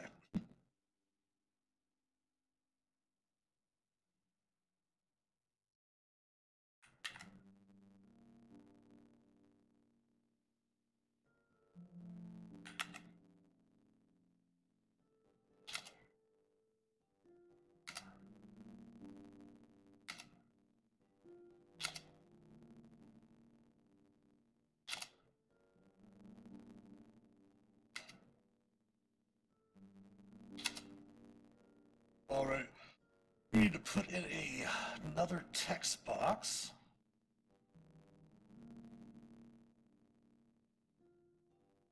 As the character's heading through the jungle now.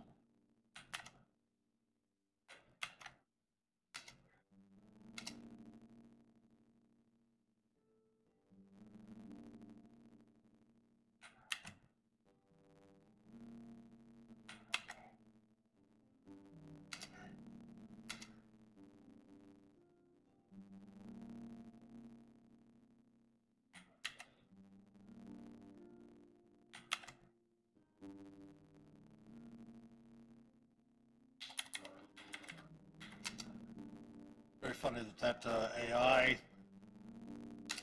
thing that converted the PDF looks at two F's and says, oh, it's a capital P.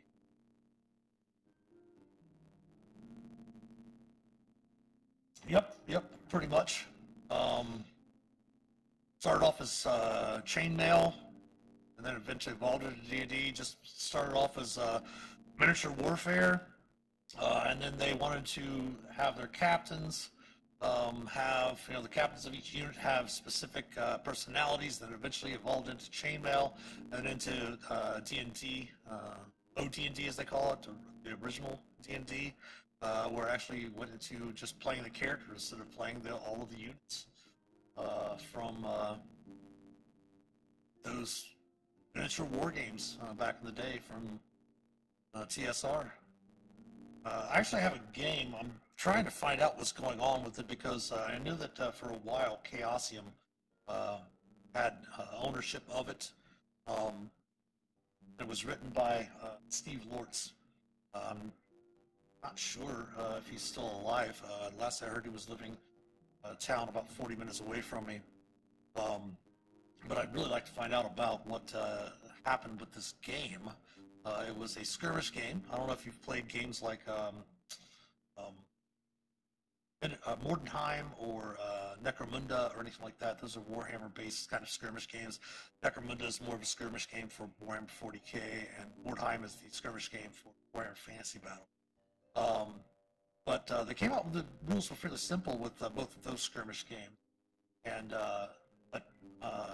Steve's game was one of the simplest, fastest, and quickest miniature games you could ever play. That's why Chaosium picked it up. I actually messaged Chaosium to find out, and they said they did not have the rights to the game anymore.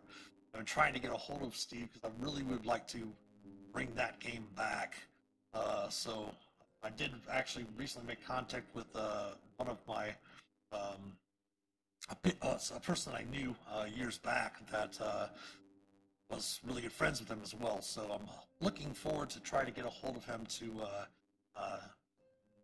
find out what's going on with that game, see if he still wants to keep it published or what's going on. He is probably in his late 70s or early 80s now. That game is so good. I really love for people to be able to still have a chance to play it.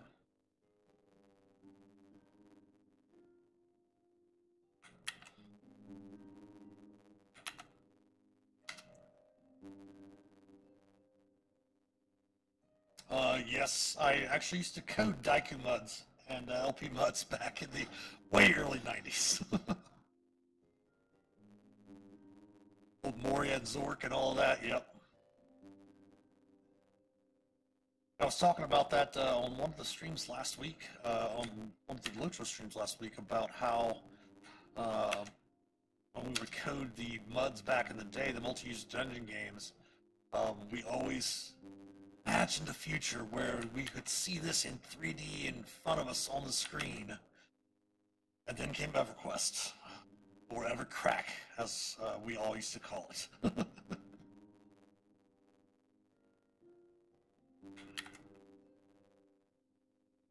We actually, most of our friends went from EverQuest. We didn't really play WoW. We went from EverQuest, tried EverQuest 2, and went back to EverQuest, and then we stopped playing when EverQuest kind of, they're still generating stuff all the time. But we, when Lord of the Rings Online came out, we all switched over to that.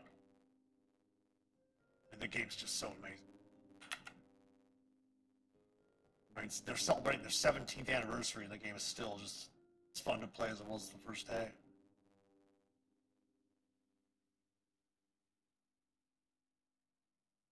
I would say EverQuest was probably the first true MMO out of all of them, at least the 3D MMO. Because the Daiku MUDs, the LP MUDs, were MUD stands for multi-user dungeon, were kind of MMOs back in the day, but they weren't as massive. I mean, we had, depending on what server we were playing on, there were some servers that were out of Oxford and Cambridge in England that we played LP MUDs from. Then we had servers that we played Daiku MUDs in from Japan and like Korea, and then we of course had our servers in the Midwest here in Indiana, and the network was large, but just each server didn't necessarily have that many people, because each MUD was based on something else. Like there might be an LP MUD that was based off of King Arthur, and there might be 20 to 200 people playing that server at the time. We actually went through, and I actually coded a Warhammer Fantasy Realms of Chaos Daiku MUD, where it was actually built onto a MUD that my other friends had done in our area. It was a PvP MUD, basically, player versus player. And whew, that was so much fun.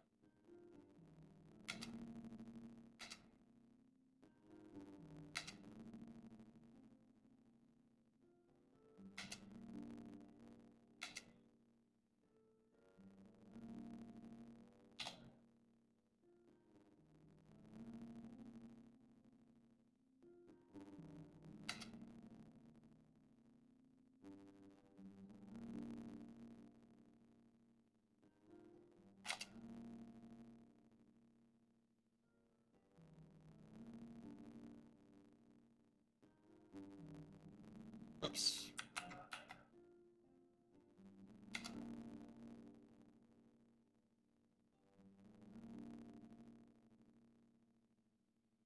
Like, I completely understand what's going on with D&D, going through and renaming things and changing things around a little bit, because, I mean, like,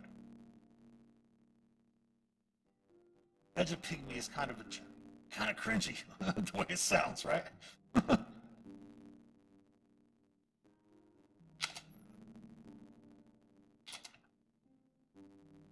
mean, I'm a 50-year-old cis straight white dude, but at the same time, I need to learn.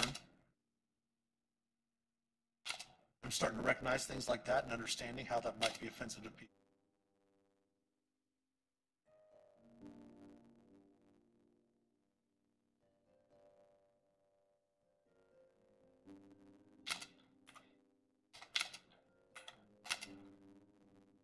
And that's all it really is just learning to understand that your culture is not the only culture in the world, and understand people have different walks of life. Find the commonality.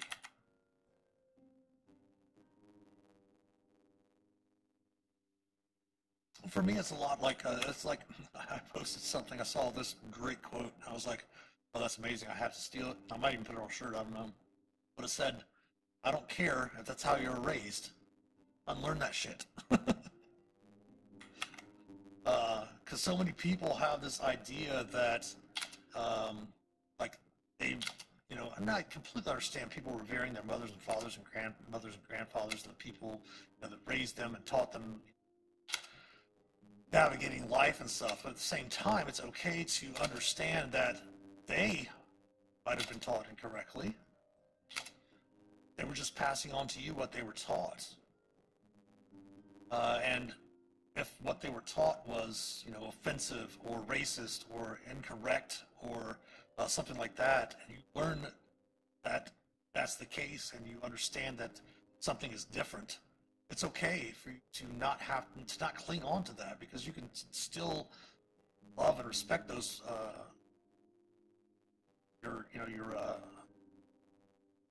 family and stuff like that, and your their legacy, without, you know, having to view them as bad people or something, because they were just taught something in a different time and they did all they could just to, you know, to try to survive. So just don't care how you're raised. If you were raised that way, it's interesting. Cool. Unlearn that shit.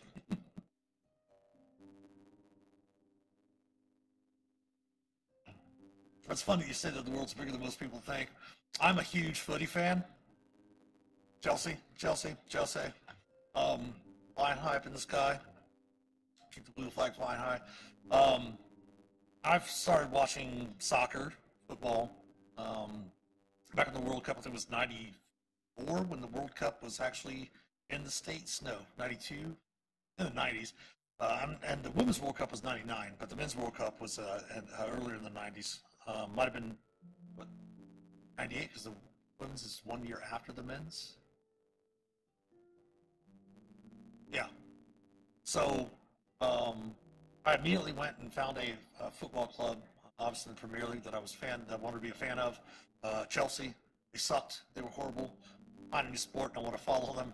I usually follow them. I mean, shit, I'm a lifetime Cubs fan. 2016, I mean, everything after that's just gravy, because, wow, my grandfather, one thing he did teach me that I love was my very first sentence that he taught me when I was a child was literally, I'm not lying, there's always next season, there's always next year. So a lifetime Cubs fan. So I always pick, if I like any sport, pick the team that sucks. And Chelsea really sucked. They're starting to kind of get bad again. But we've had the last couple of decades have been amazing. Chelsea fan. But I had a friend, we were talking about how the world's bigger than most people think. We were chatting after I had a show one night. He came out to watch the shows, and he said something about the best sport in the world being NFL football, or the biggest sport in the world being NFL football. It's like, no, bro, there's at least 2 to 3 sports that are bigger than that. He's like, what are you talking about? I was like, well, number one sport in the world is football, soccer, and then there's cricket, and then rugby still might be even more popular than American football, though American football obviously is getting bigger. And he's like, on soccer? That's weird. I don't have. How's that number one? That can't be the number one sport in the world. I don't see it on TV. And I was kind of dumbfounded. I'm like, dude, you watch American TV. There's only 325 million people in America. There's 8 billion, that's times 7 billion people in the world. So yeah, the world's a lot bigger than people think.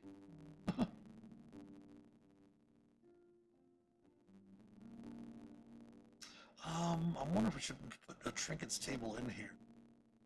Have a trinkets table in here already?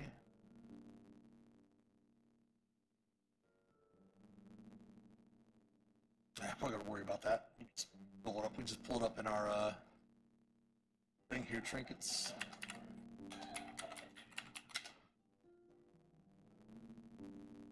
Oh yeah, we all right, so we don't have to worry about putting that linked in there.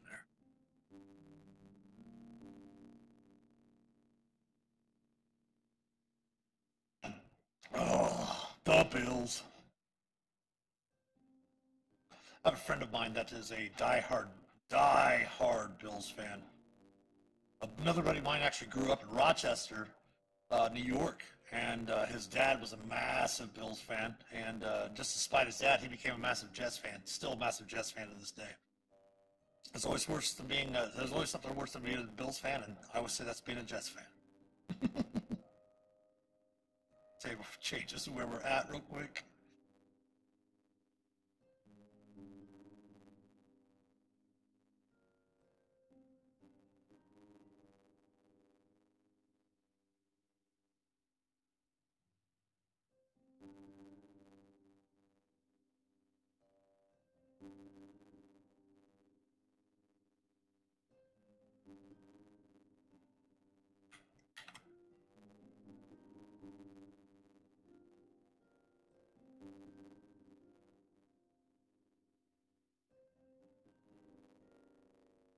Box text.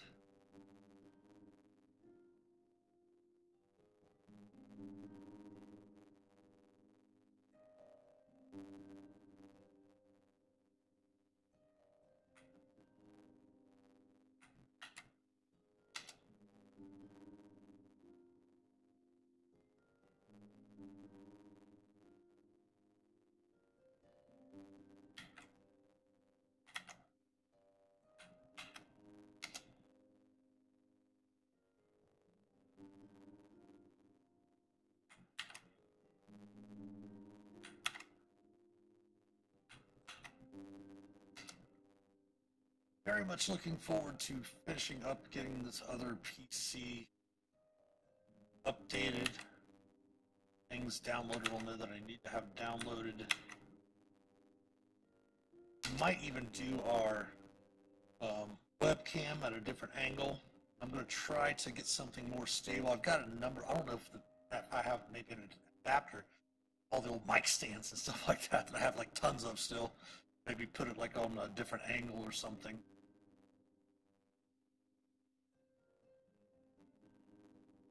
So just having double the RAM and double the processing speed, plus having dedicated RAM for the graphics card is going to be really, really interesting to have to see how it goes. Off.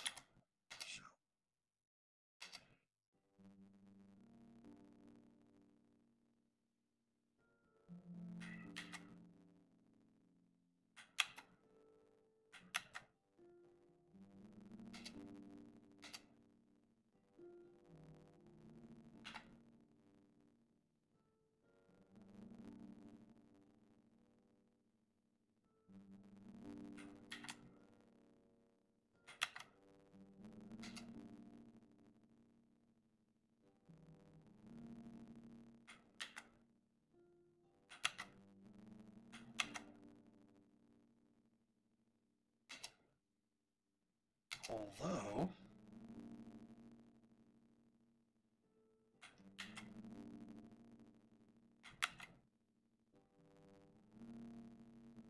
all right.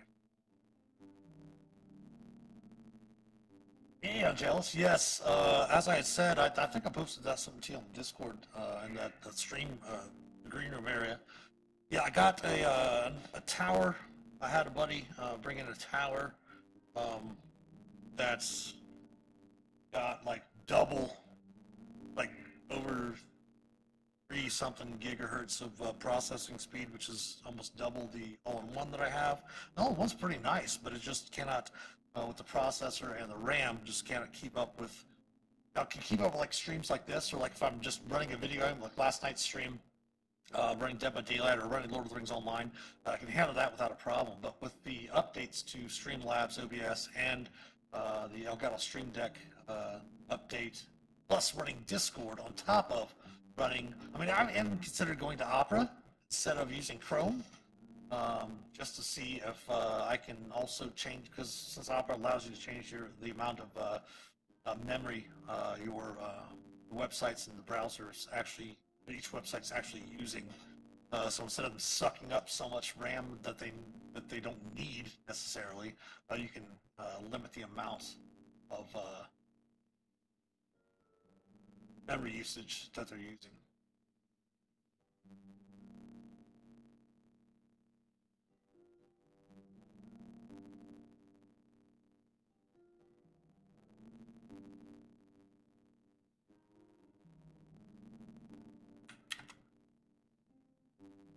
Plus, Opera has so many different cool themes and stuff. You can get it actually import all of your bookmarks and everything like that too. So I was really going to be looking into that this week as well.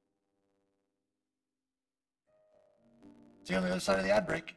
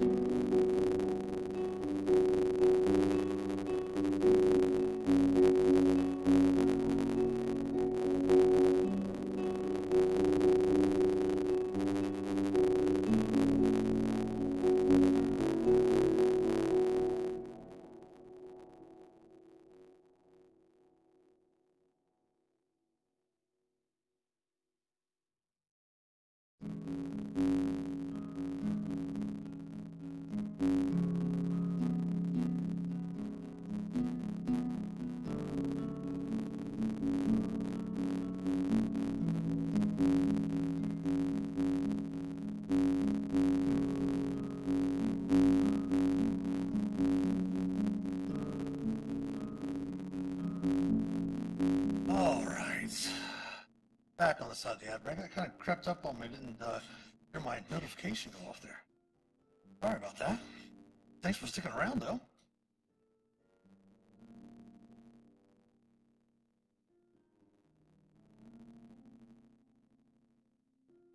All right, we'll save it for this.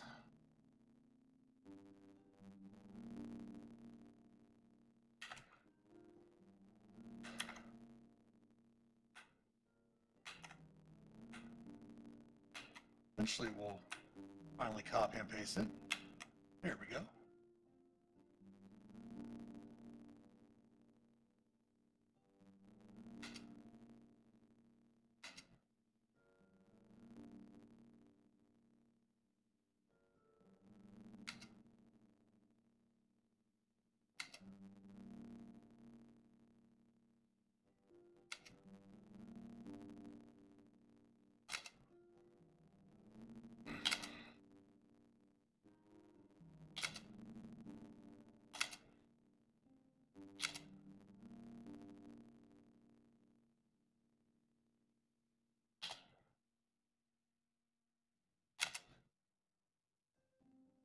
That's like as I'm going through this, it's really important for those that want to become an author, write D&D adventures, write adventures for other games or anything like that. It's really important to, and obviously they have things like Grammarly and stuff like that that you can run your edits through if you want to pay for that. But it's really important to have at least, I always say at least 2 to 3 other pairs of eyes with our. Even like, for example, with our Dreams of the Red Wizards adventures that we're doing for Wizards of the Coast, which are official D&D products. They have that actual D&D logo on them, which is awesome. That I was the story lead for the, actually, I shouldn't say the story lead, I was the co-story lead. I was the story architect, the adventure plot. I came up with that. Like we have a professional editor that edits those. We have the guy that does our layouts and all that stuff like that. But even they sometimes will miss small things here and there. So when you're writing stuff, it's very important to, like, the shells weigh. They put shells weight close to 250 pounds each. Sometimes when you're writing, you will try to put in a incorrect word or something like that. Or you might have double the or something like that. So it's always important to have at least 2 to 3 different sets of eyes to check them out. I have my wife who is she's a school administrator now, special education director for our county and a neighboring county. She was a former English teacher, and then I have my friend who is works for a fairly large corporation, but he's a D&D player as well, and he is a fairly good writer as well, and he definitely goes through, edits a lot of my stuff when I finish them up, just to make sure that the product that I'm putting out is not error-filled and such. Yes, my wife did return from the review finally. All right, third day of travel is uneventful, so we're moving on to the last, because I said we had to have 3 of the adventures, or 3 of the encounters here. It does look like there's another map.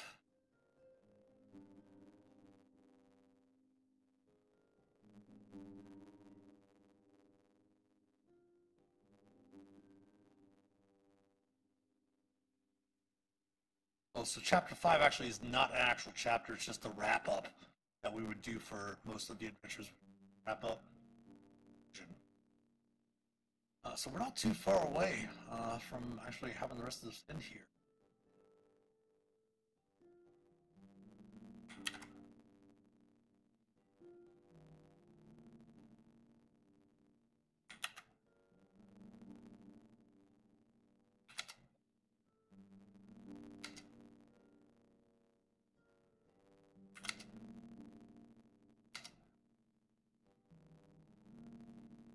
This text. I want to actually do something here. We're going to save changes. Let's go like this.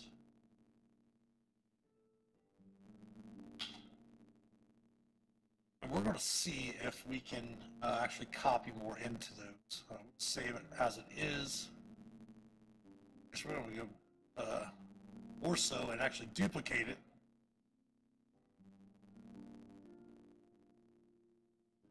I have a copy of it down here just in case we need it. I'm actually going to use the copy. See if this will work instead of the actual handout. Maybe help save us some time.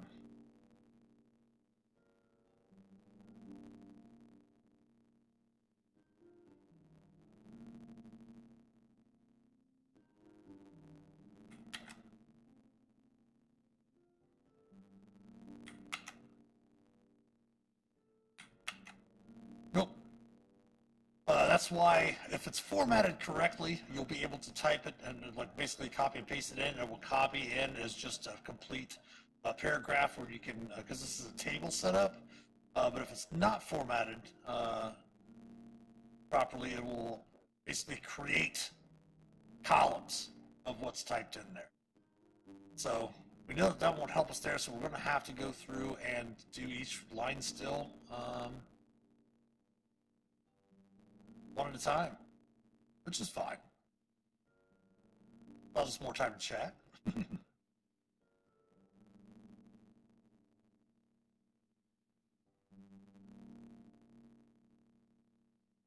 Now we could use the quote as they use for the majority of,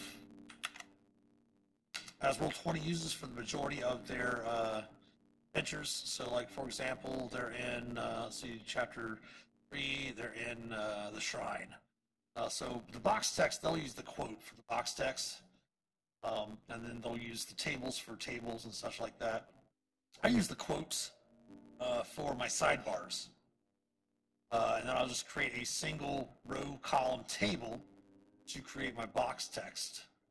It'd be really nice if they were able to go through and do something with the quote that actually created, like you wanted to create a box text, that way it's actually like in a box, like when you're reading the hardcover adventure. But that's just my preference, of course. It's their VTT. I really enjoy using it. I've got, shoot, almost 8,000 hours in Roll20 now. Getting close to it.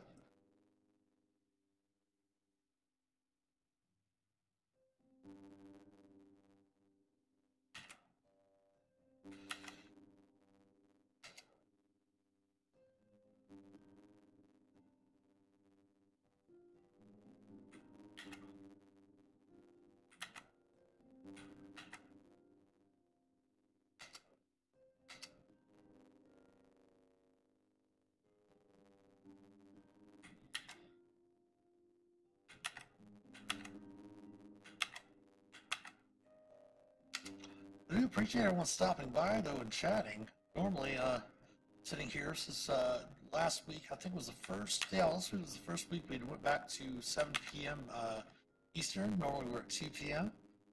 So it's really great to have people to chat with, that's for sure.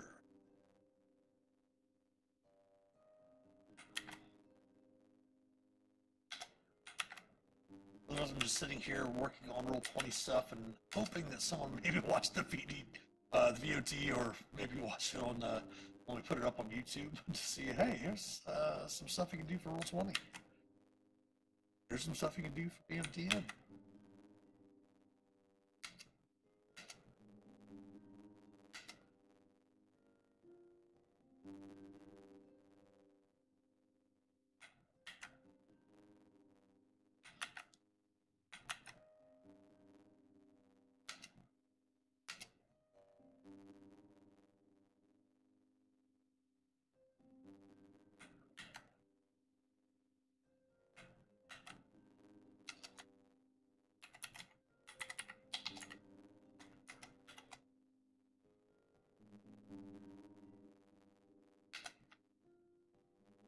Now here's the thing too, the DM Guild adepts, DM's Guild adepts for let's see, basically would work on material, and some of them weren't necessarily skilled writers, because I mean, becoming skilled at anything requires repetition. Reasons why star athletes are as good as they are is not only just from repetition, but concentration. They're able to concentrate more than the average person, which makes them really, really, really good at what they do. But the same thing about being a writer or being a DM or even being a player too at the same time for D&D is just play. You want to be a writer, write. And that was the goal of the DM's Guild Adept or DM Dungeon Masters Guild Adepts program was to have some of these people that are, might still be working with them. I'm not sure if the program is even still around. I haven't seen anything published by them for. But like this line, he returns rather quickly and says, "I found something. Come quickly." So you're using quickly twice, and basically the same sentence. Source is always good. I always recommend to the authors when we had different authors coming in that we sent out the stuff for Dreams of the Red Wizards was thesaurus.com is a great thing. If you want to use Grammarly or something like that, you can. The only thing that I recommend is that lots of places are cracking down on AI-generated material. There are so many different things. And what I mean by AI is they say artificial intelligence is really just advanced algorithms and search engines. I don't know that they may learn from looking at stuff, but at the same time, it's not the AI that you hear in science fiction stuff. It's just really advanced search engines is all that stuff really is. Advanced algorithms that can put things together. And simulate creativity. We'll see eventually they might, in a few years, they might come up with something that's actually truly AI that learns, that can be creative and stuff like that. A lot of it is just really, really, really good algorithms that say, here's how this works and stuff like that. And some of them are, I got to look into them more. I mean, obviously, I think GTP is the top one at the moment, but we'll see what happens. But make sure that if you're writing stuff that, if you're using AI to do it, you're putting someone else out of work. That's the whole thing with like AI art. We were talking about that for stuff that you want to do on Dungeon Craft or, put your own stuff up out there, whatever you're doing. Completely understand if you're using AI art generation to create stuff when you don't have the funds to hire someone. I went through at Gen Con every year. I go through all of the artists section and the vendor hall and gather up cards from all the artists that I love, because eventually my goal is to eventually be able to make enough money as a writer and author, DM, and stuff like that to be able to turn around and say, hey, I don't have to use Creative Commons art. I don't have to use AI-generated art or anything like that, because I can actually afford to pay an artist, talented artists, for that commission. So, obviously you want to practice, write, as a DM, run games, as a player, play games, and eventually you get a lot better at it. That's the whole thing. I can't, had a DM when we were working with the mentoring and training committee with Baldwin Games that was like, well, how do I become a good DM? I was like, there's nothing. I can tell you right now, there's nothing that any DM is going to tell you that's going to make you a great DM tomorrow. What they can tell you is to give you tools that they've used over the years, that they have in their toolbox, as it were, to make them a better DM. But every DM that's worth their salt is going to tell you the only way you can become a better DM is to play, is to run games. And when